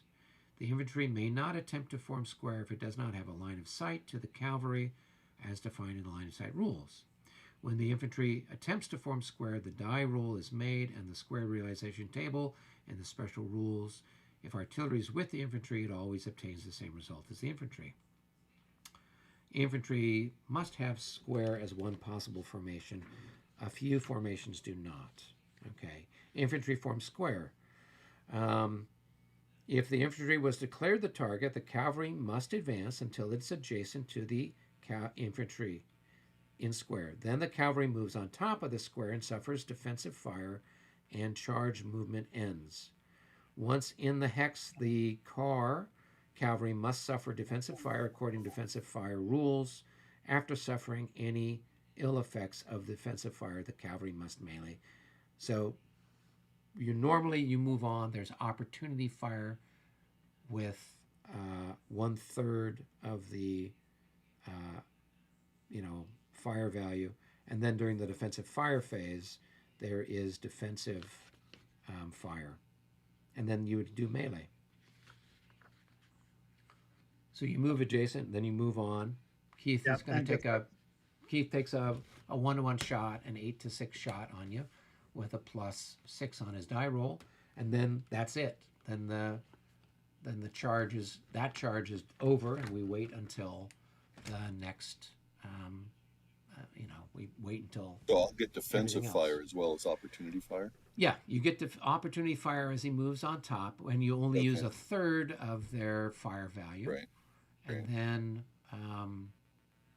then during the defensive fire phase, then you get all of your fire value. Okay.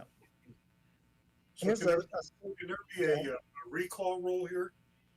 The recall would only happen if somebody failed their failed to form square. So if they routed, then you could recall. So unlike 5th edition or some of the others where you can bail out when the guys form square, once you declare a target, you're going to hit it, and the only way that you can recall is if the target routes.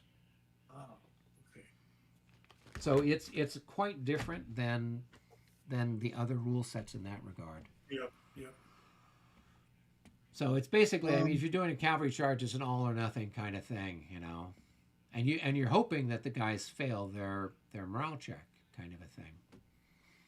Or if you get them to form square, well, then your cavalry's going to suffer a little bit, but then you roll up the guns and stuff like that, and make his life miserable. Speaking of rolling up the guns, when the cavalry is stacked on top of the square, if there is artillery somewhere around, can it shoot at that hex where its own cav and the enemy square are? I would say yes. If we're thinking about this, this is all happening in a 20-minute phase, right? And so the cavalry is kind of doing their thing, that the stuff forms square when the fire happens and all this other stuff. I don't know that there's anything here in particular that says you can't fire on a hex that's got your own troops in it. Not that it matters, but I mean, I could take a look and see. You can't fire over it, but you can probably fire into it. Yeah. So I don't know. And you got to think about it. The stuff's all kind of swirling around. So this is why, like in 5th edition rules, this is all happening before the movement phase and before the fire phase. And then you put a marker on top of that hex, meaning that it's inside of a protective bubble, so that you can't roll up guns and shoot at it during this turn. You could do it in a future turn, but we're imagining that the cavalry is still around the square, and you're not going to be firing your guns into your own cavalry. So that's the difference between 5th edition and I don't know how Regs handles it, but let's proceed. So the cavalry goes here, yeah, and then it moves on top, and there's a opportunity fire. Right. So Keith, you'll roll. It'll be a 7 to 6, so it's a 1-to-1 with a +6. Okay, I'm rolling. So that's going to be a miss any way you slice it. So then now you move your unit on top, and then we put the charge marker on, so we know that that's where combat's going to be. Okay. Next charge. Yep. This unit here will it will move here. Okay. And so now Keith, you're at a range of 4. So you could see him, and you could automatically form square at this distance if that's what you want to do. Or you could wait until he gets closer and declares you as the charge, or maybe he's going to hit somebody else. You never know. Well,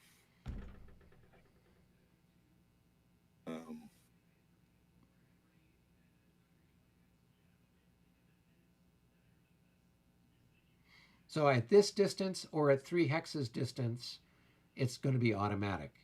So what you might do is... I bet wait one more hex. Yeah. So if he moves forward and you see that he's pivoting to attack the 6-7 unit, then he can still attack you if he comes down the road, because you're still in one of his front facers.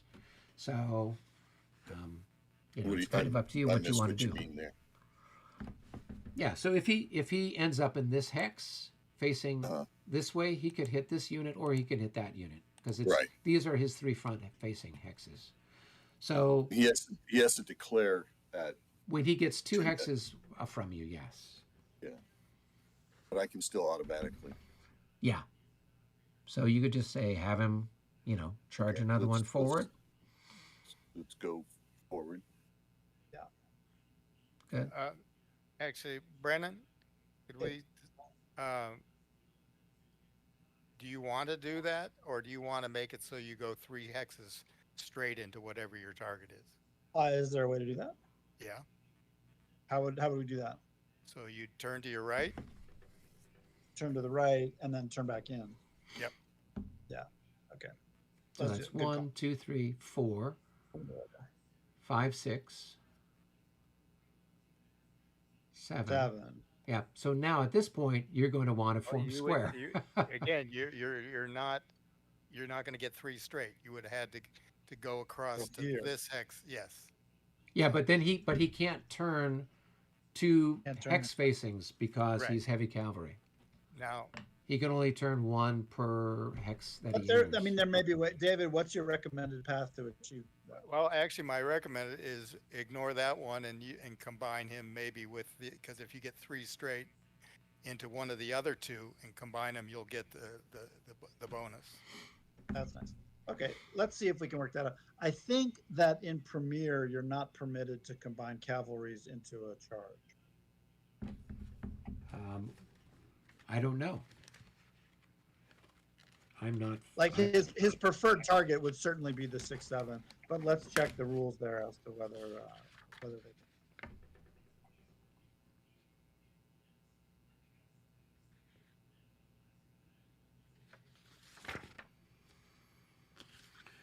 Two, two, two.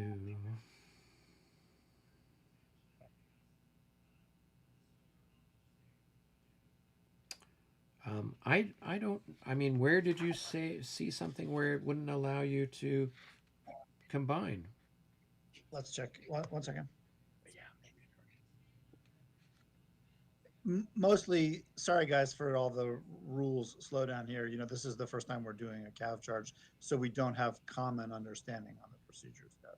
Yeah. Eventually we get there. Let's look at this.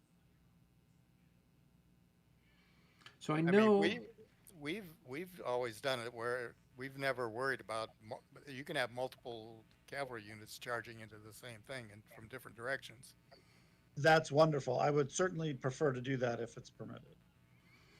Yeah, I mean the only thing that you might be thinking about is cavalry. It's on page 37. It's there under charge à cheval. So it says cavalry may charge as individual regiments or as a group of regiments which are in the same hex. In order to charge a stack of cavalry regiments, a leader of the same nationality who has a cavalry bonus must be in the hex with the stack when the charge à cheval phase begins. All cavalry regiments which begin in a single hex and the charge as a stack must remain together throughout the charge segment.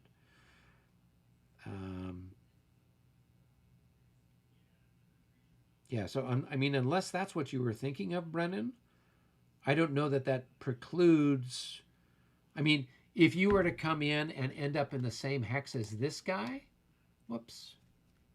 as this guy here, then yeah, that would go against the rules because you're supposed to start in the same stack with each other and have a leader.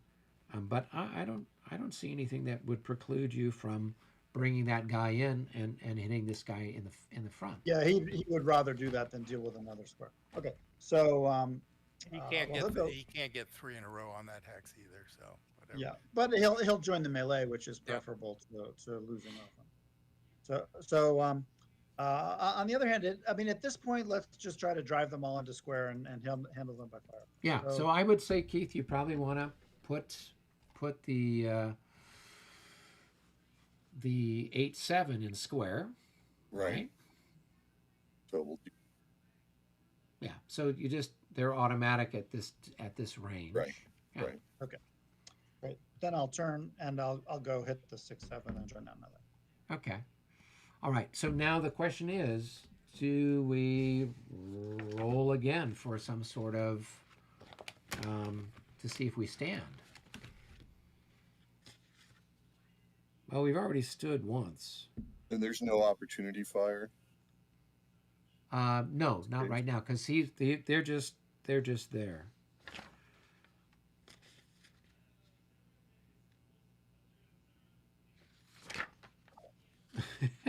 Now, usually this has always occurred in our games before with multiple units hitting another cavalry unit. Right. So we haven't had to figure out. Well, they've already stood to the one cavalry charge. So the question is then, do they have to? I mean, we're not giving them an opportunity to form square, right? Although they could have done that if the other charge had gone first. So let's take a look here and see what it says.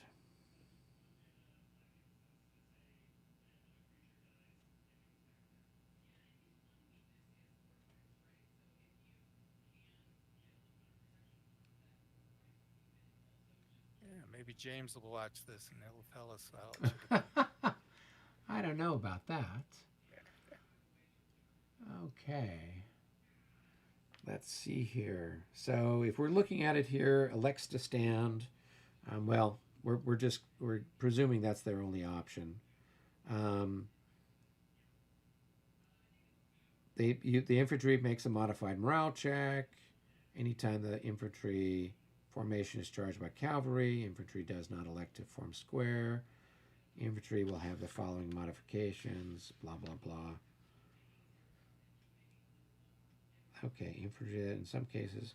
So, I don't know, guys. It's not... I mean, My read would be it stood once, it stands. yeah, yeah, because otherwise it's kind of multiple jeopardies there. Yeah. Okay. All right. Cool. So that is our exciting charge phase completed. So now we can move on to the movement phase. So I don't know if we want to break up and go elsewhere because it looks like stuff is going to be maybe involving Keith and Brennan. You might be doing stuff, and David might be doing stuff. So maybe Mr. Plock and I can go hang out while he moves his stuff, while Brennan and Mr. Mignoret and Keith do some stuff over here, and then Brennan, I'll pop in as soon as David's done, and then you can move your other units around, or we can figure it out. Does that make sense? Yep. As a way of dividing things up? Okay. So, David, I'll meet you down in game room 1. Okay. Dave M., you're moving first here.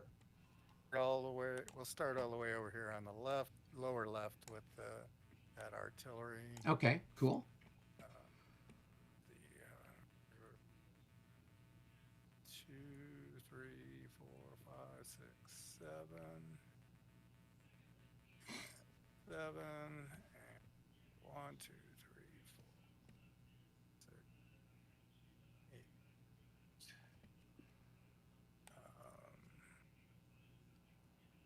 There. Okay, moving up to the advance guard. 1, 2, 3, 4, 5, 6, 7, 8.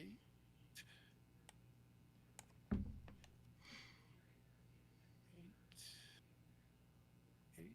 All right. Let's see here.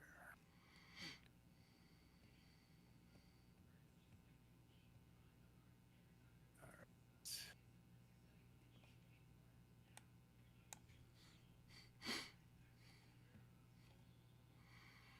1, 2, 3, 4, 5, 6, 7, 8, 9, 10, 11, 12, 13, 14, 15, 16.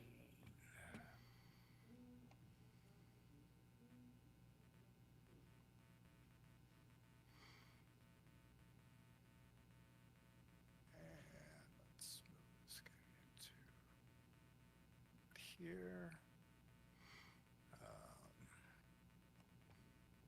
1, 2, 3, 4, 5, 6, 7, 8, 9, 10, 11, 12, 13, 14, 15. He's only a 13. Oh, he's a 13. Excuse me. Yeah. So the commander's a 15, but the Uhlans are 13.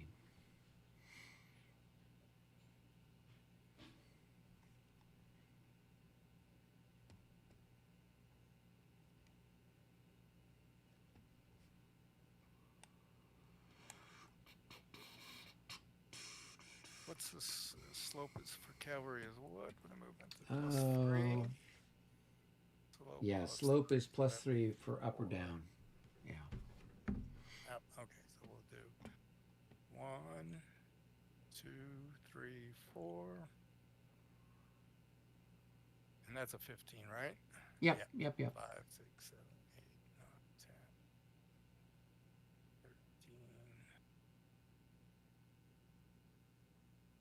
13. You could get him over here next to the Ulan if that's the way you're going. I'm thinking more I'll keep him here though. Okay.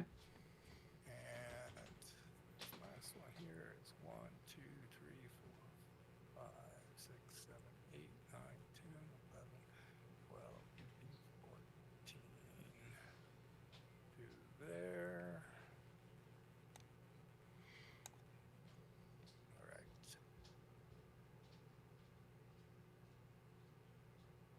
All right. So these guns here.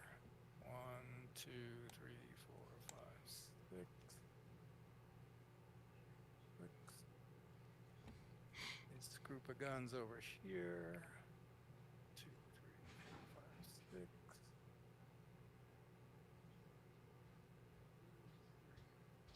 6. And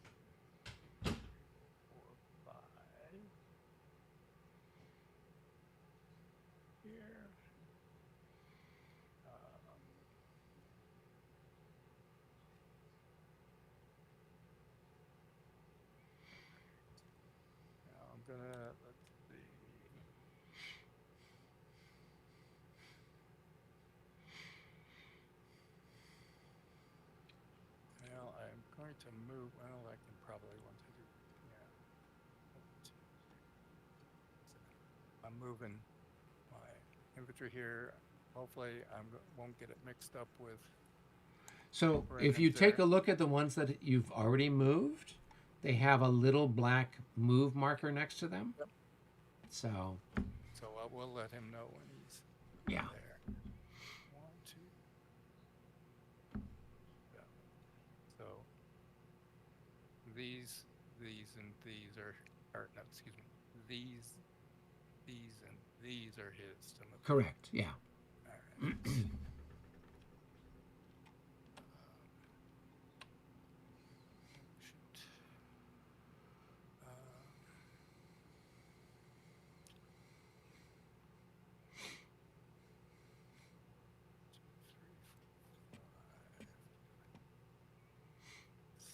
6.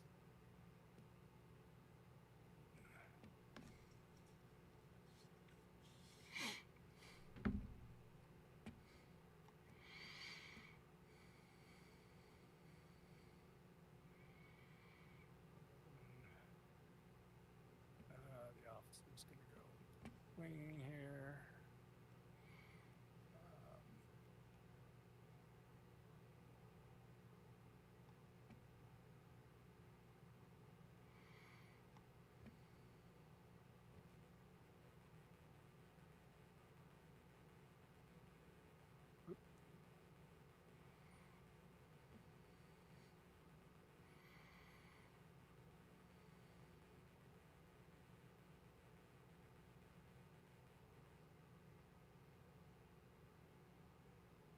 right. Up to cavalry up here. Mm-hmm. Let's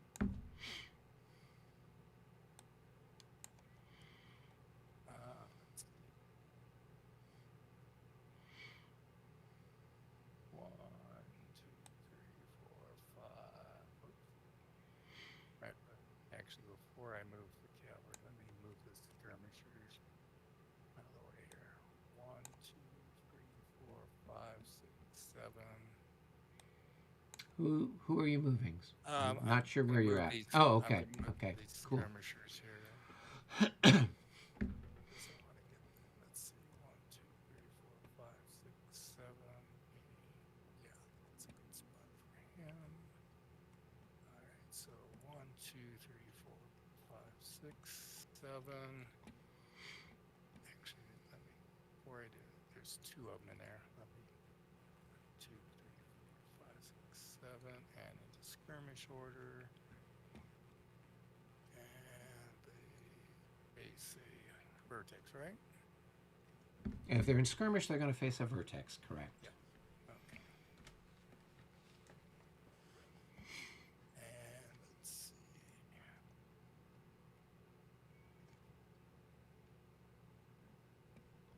2. This one, and also him that. And all right.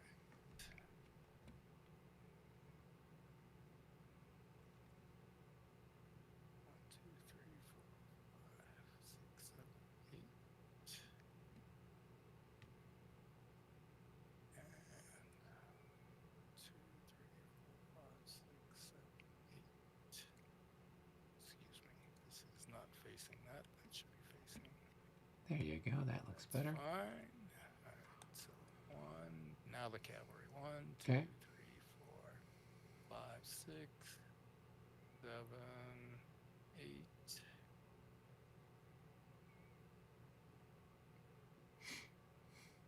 10.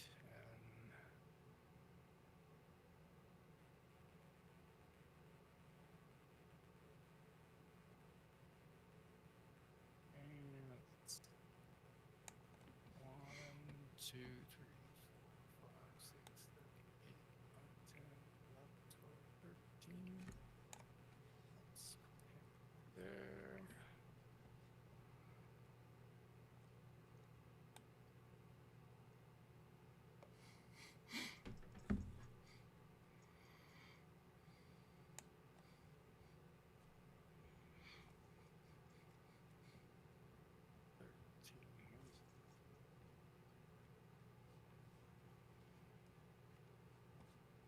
right, Dave, you got about another minute. 13. All right, so Ulans are gonna go right over here, and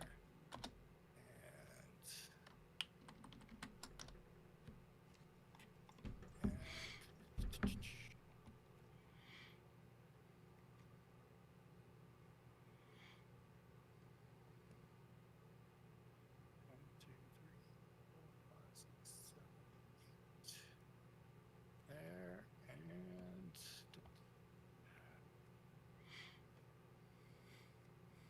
let's see, let's go here, let's go to, and let's go here.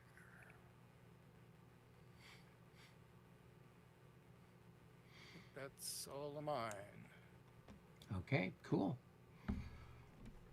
Let's go check in with the Just other doing guys. a quick view here. Yeah, that's actually this officer is going to go up with them. Okay.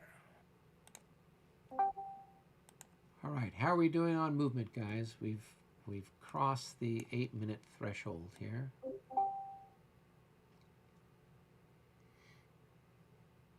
Did you guys get all your movement done? Am I Yep. in the right room with you? Okay.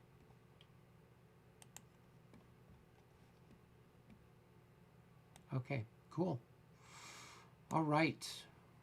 So now we would have defensive fire. Well, Brennan gets to move, right? Oh, was Brennan not moving? I did a Looks- partial. Yeah.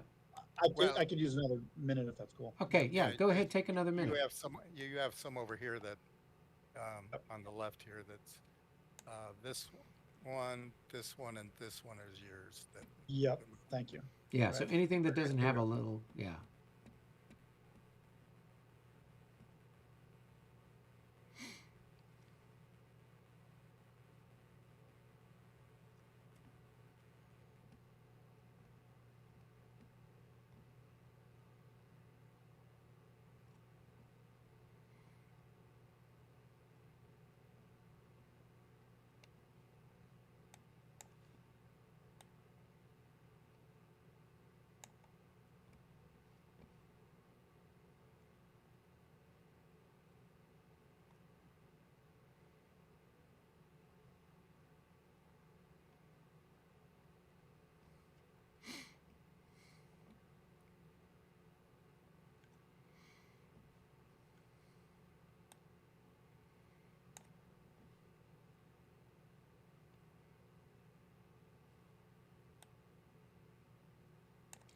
Where else are you at, Brennan? That's it. All done. Okay.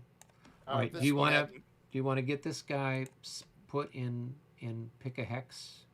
Brennan, this one didn't move yet. Yeah, I think I missed him on the time limit.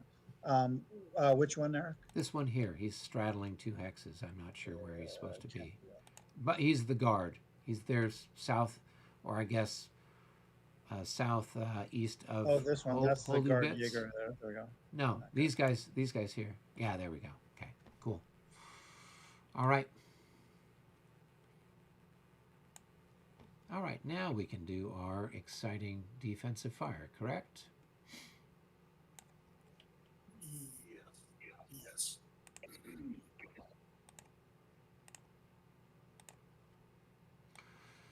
All right, so Keith, you're going to have some defensive fire. Yes, I am. Yeah.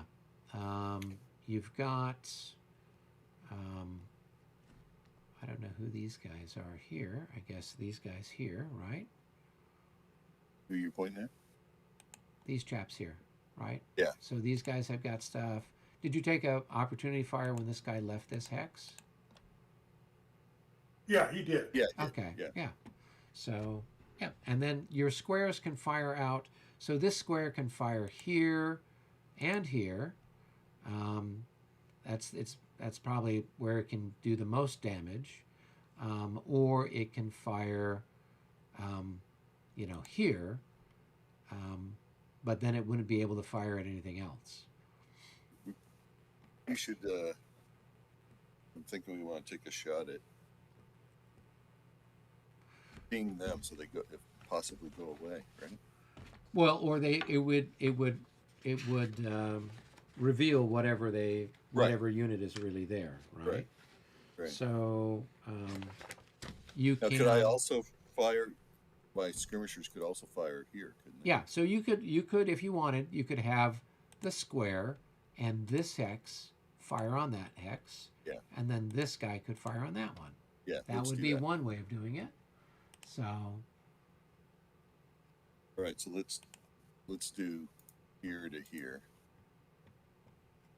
okay. And So they That so would be you've 4.5. got six, six. You've got so you got three. You've got a 9, and I don't know what the fire defense for those guys That's are. 14. Fire defense is 14. Yep. Oh, wow, that's pretty good. Okay, now, okay, go ahead. We'll just resolve it. And then So where does it say? Where does it have that their fire defense is 14? Is that well, it would be a false unit would either be in line or skirmish. He couldn't be in line there. He'd be in general order. Or well? skirmish. So we don't. So so we're not treating them as having. We don't know if they're skirmish or not. So somewhere in the book, when it talks about them, it says what their fire defense is. 11. 11. Okay. Yeah. So it's just a flat 11. So it doesn't matter. So you don't even have to think about. They're not in any formation at all. They're just a false unit. They Okay. fire at 1-to-1, and so they have no fire multiplier. They just fire at 1-to-1. 1 to 1.5 because Yeah. it's 9 to 11. Yeah. So Right. 9-to-11. So take your shot. So 41. That's not going to be good enough. no. All right. Do they not get revealed until they take a casualty? Is that how that So works? so when they're fired on, they're revealed when they take a casualty, or they would be revealed when they are assaulted, right? Okay. So if we're going to Or- say or if they were to fire, that would reveal him. no, No. I don't think they are revealed when they fire. I mean, I don't know where in the rules those guys are because They have an automatic 1-to-1 attack regardless of who they're attacking. yeah. Yeah. Yeah, and so even if there's nobody there, it's still a 1-to-1 attack.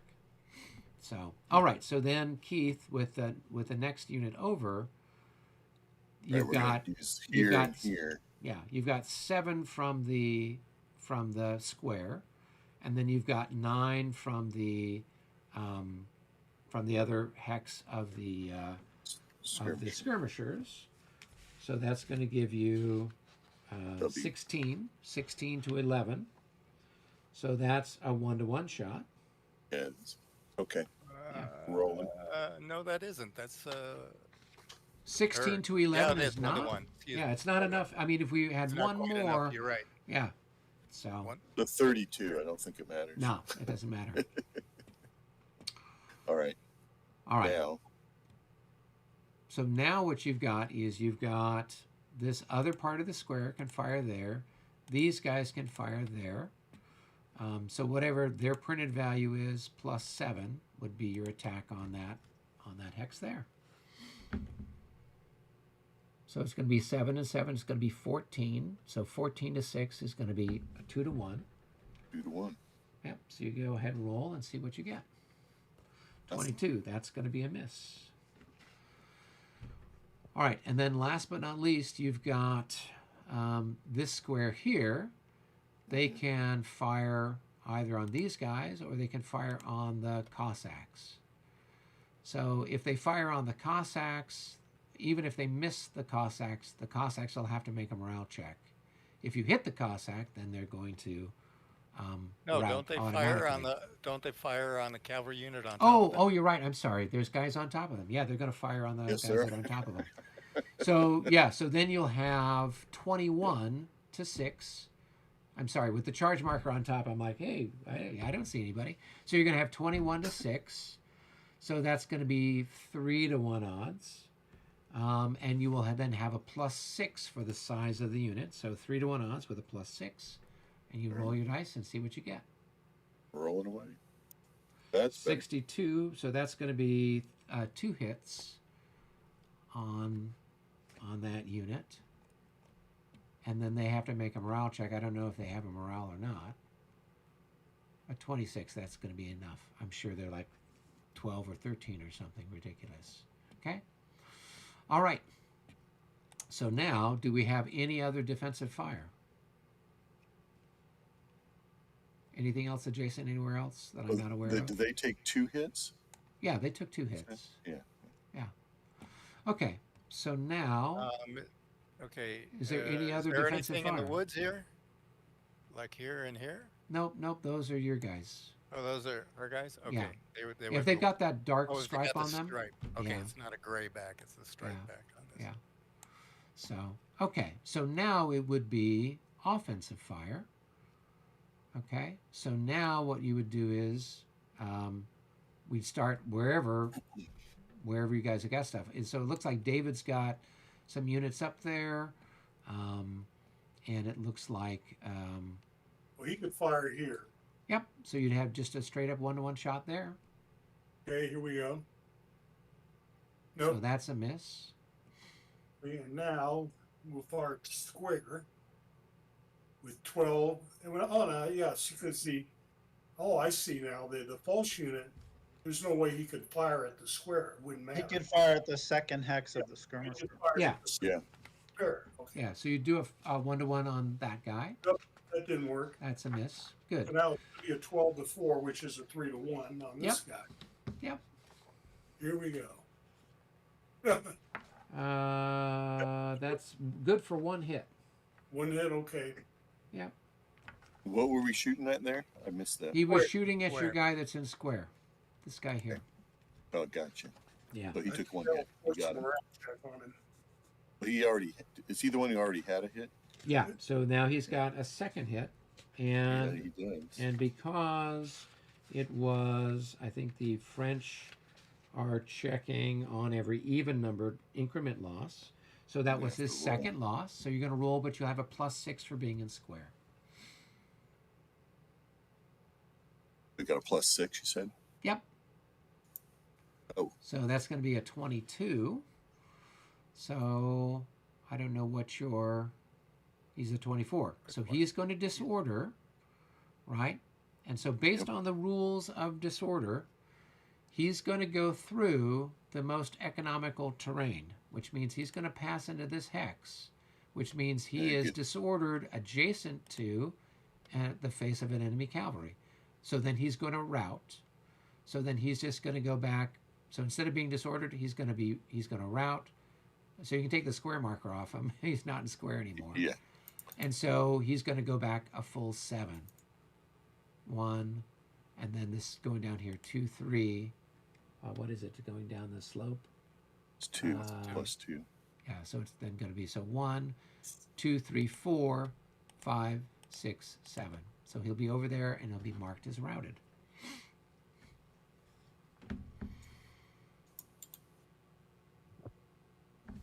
Oh, and then Keith so right now he's got 2 little 1 markers underneath him. What you can do is, here I'm going to take I gotta one of the click 1 on markers that. Yeah, away. I'll clean that up. So when you click on this 1 marker here that's there, if you right click on it, it Yeah, gives you I an got it. option to increase it and turn it into a 2. Yep.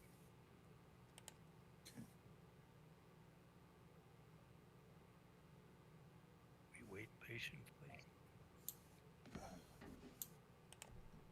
There you go. And All right, and then you put your man on top, and then you can right click on him and go down to where it says morale, and then select route. I don't have a route. Yeah, PGD. EGD. Oh, PGD, sorry. Plus grand Plus- disorder. Okay. All right.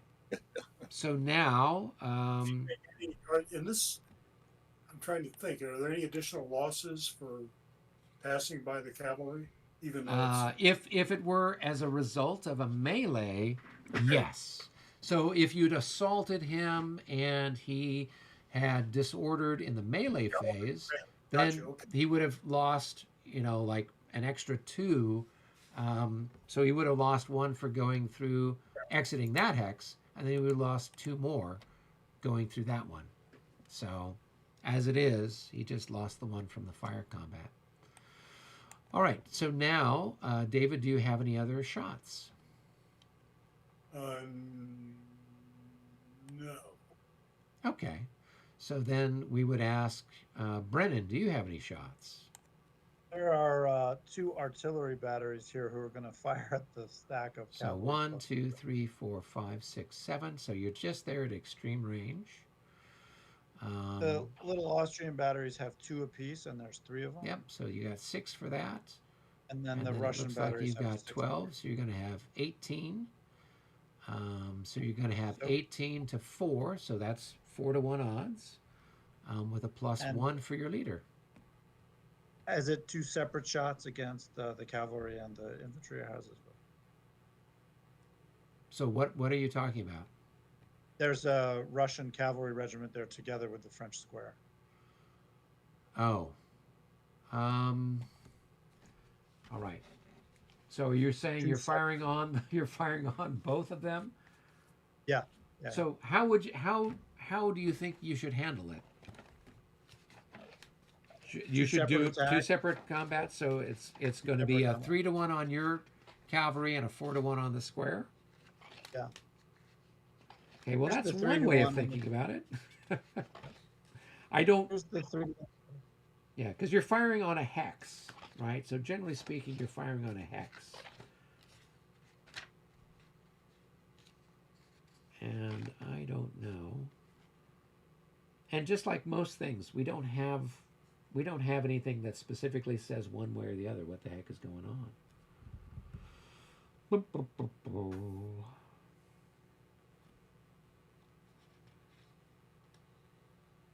All right. Well, Density of formation doesn't come into play either. so the square doesn't have the density. The cavalry unit has the density. Right.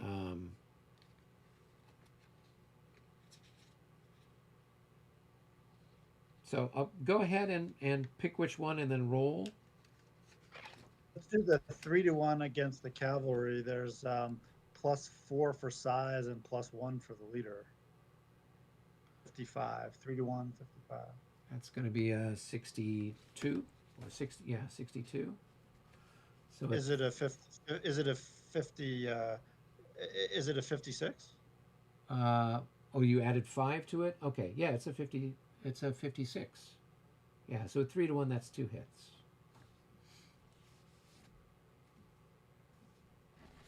I'll take a morale check. You passed. Okay.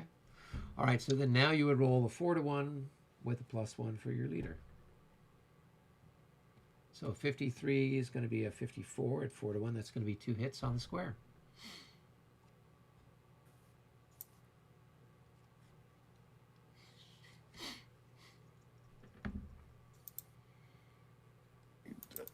This stack, I can't even see what it is. I can't tell which increment I'm adding to. Had I not taken any hits yet? No, they were Okay. fresh. They hadn't been That's damaged right. yet. Okay.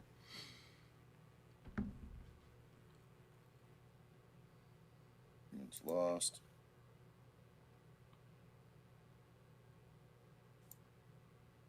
Now I really messed up.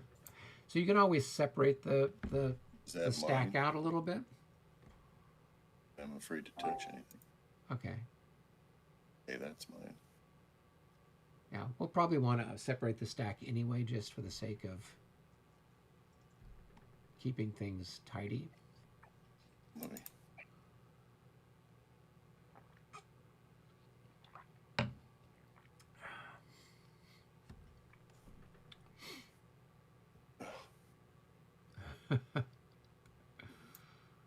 Eric, if you want to step in and do some clicking, Yeah. 'cause I am not That's picking that okay. up.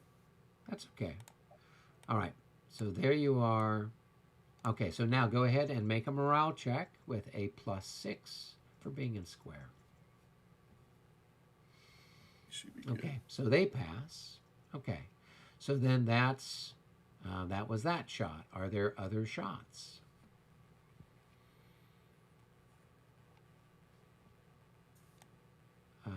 Brennan, do you have any other targets? Anything else to shoot? All done. All done. Good. All right. And then, David, Plock, do you have any shots?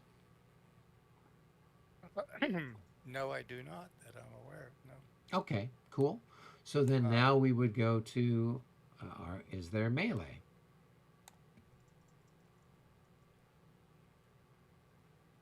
And the answer is yes.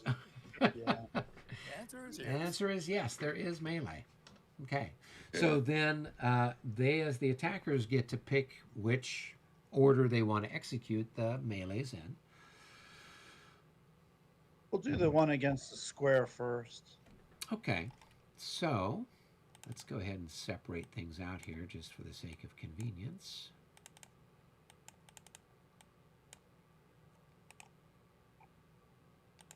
All right. So Keith, your guy is worth 16. And so it's about 2 1/4 for each, and he's lost 2, so that's 5 off. Oh, it's 11. 4 1/2 off, I guess. So let's see, times 5. So yeah, you're at 11, a little over 11. Right, 11 1/2 for what it's worth. Okay? And then Brennan's going to be whatever he's lost, 4 of his 15. So that's probably, if they're, what are they worth, 4 each or 5 each? Four each. Four each. Okay. So that's going to be 12 off. And then he's thirded because he's attacking a square. I think it's pretty much 1-to-1. Yeah, so what have you got? 4 times 14 11. points. Yeah, so 44. Yeah, so you're about 11 to 11? 14 to 11? Yeah. Okay. Yeah, so it's 1-to-1. Do you have a leader in that hex? No leaders. No. Okay. So it's just a 1-to-1? Yeah. So Yeah. just roll your dice 40. and see what you get. A 42. Bad roll. Bad roll. Oof. So that is 2 dead cavalrymen and a morale check and nothing for the square.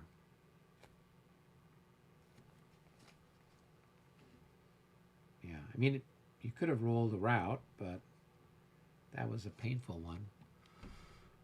Yeah. All right. That didn't work too good. All right.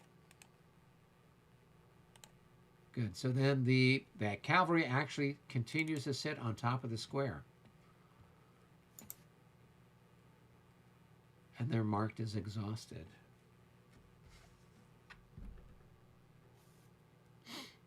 This gets interesting. Very. Yeah, this is what happens with these inconclusive stuff.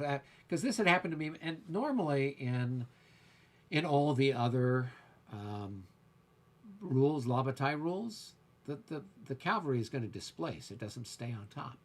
But here, it does. If you get some inconsequential action like this, they stay there. So, all right. Last but not least, you've got this other one here, right? So you got 40 and 64. You're going to have 104, and you've got what? 13, right? So we're easily at 5-to-1 odds. Yeah. Barely. No, no Yeah, leader. barely. Yes, indeed. So you're guaranteed at least a DD and possibly something worse. So go ahead and roll a 62. Oh, they surrendered. Wow. So Brennan's on fire when it comes to those 5-to-1 rolls there. He's obviously got the Vassal trigger there, Yeah, he does. where he flips the switch when he needs to get it.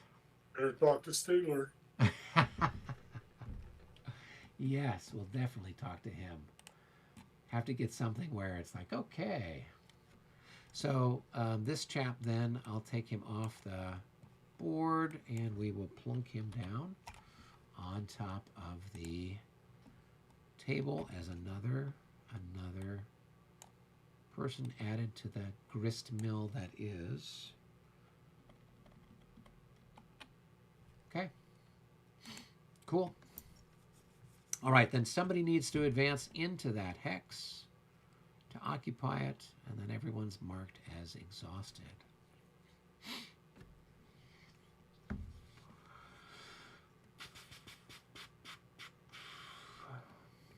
And that is what we call a big mess over there. All that cavalry all spun up.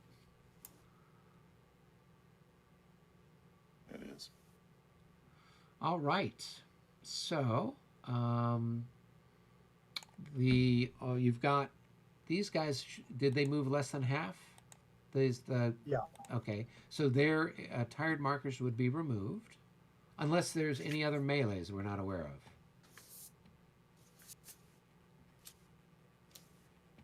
Okay. All right. Okay. I got to roll for a disordered guy. Oh yeah. See what he is here. 26. So you just got a -3. So just go Yeah, ahead and roll and see what you get. That's because he flipped him over. Hit the undo button. Yep, hold on. Here. Yep. Hit the undo button. Oh, it's comical. Okay, 26, 31, 32. I got to beat a 33. Yep. And 65s. They're happy. They couldn't be more motivated if you tried.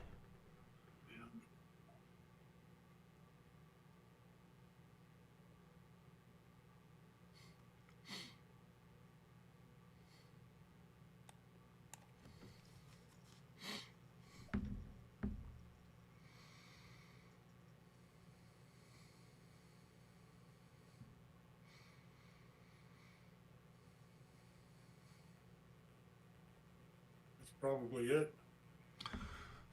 Yeah, I don't think you guys have got anything else at the moment. So we can go ahead and advance the clock to the 10:40 turn.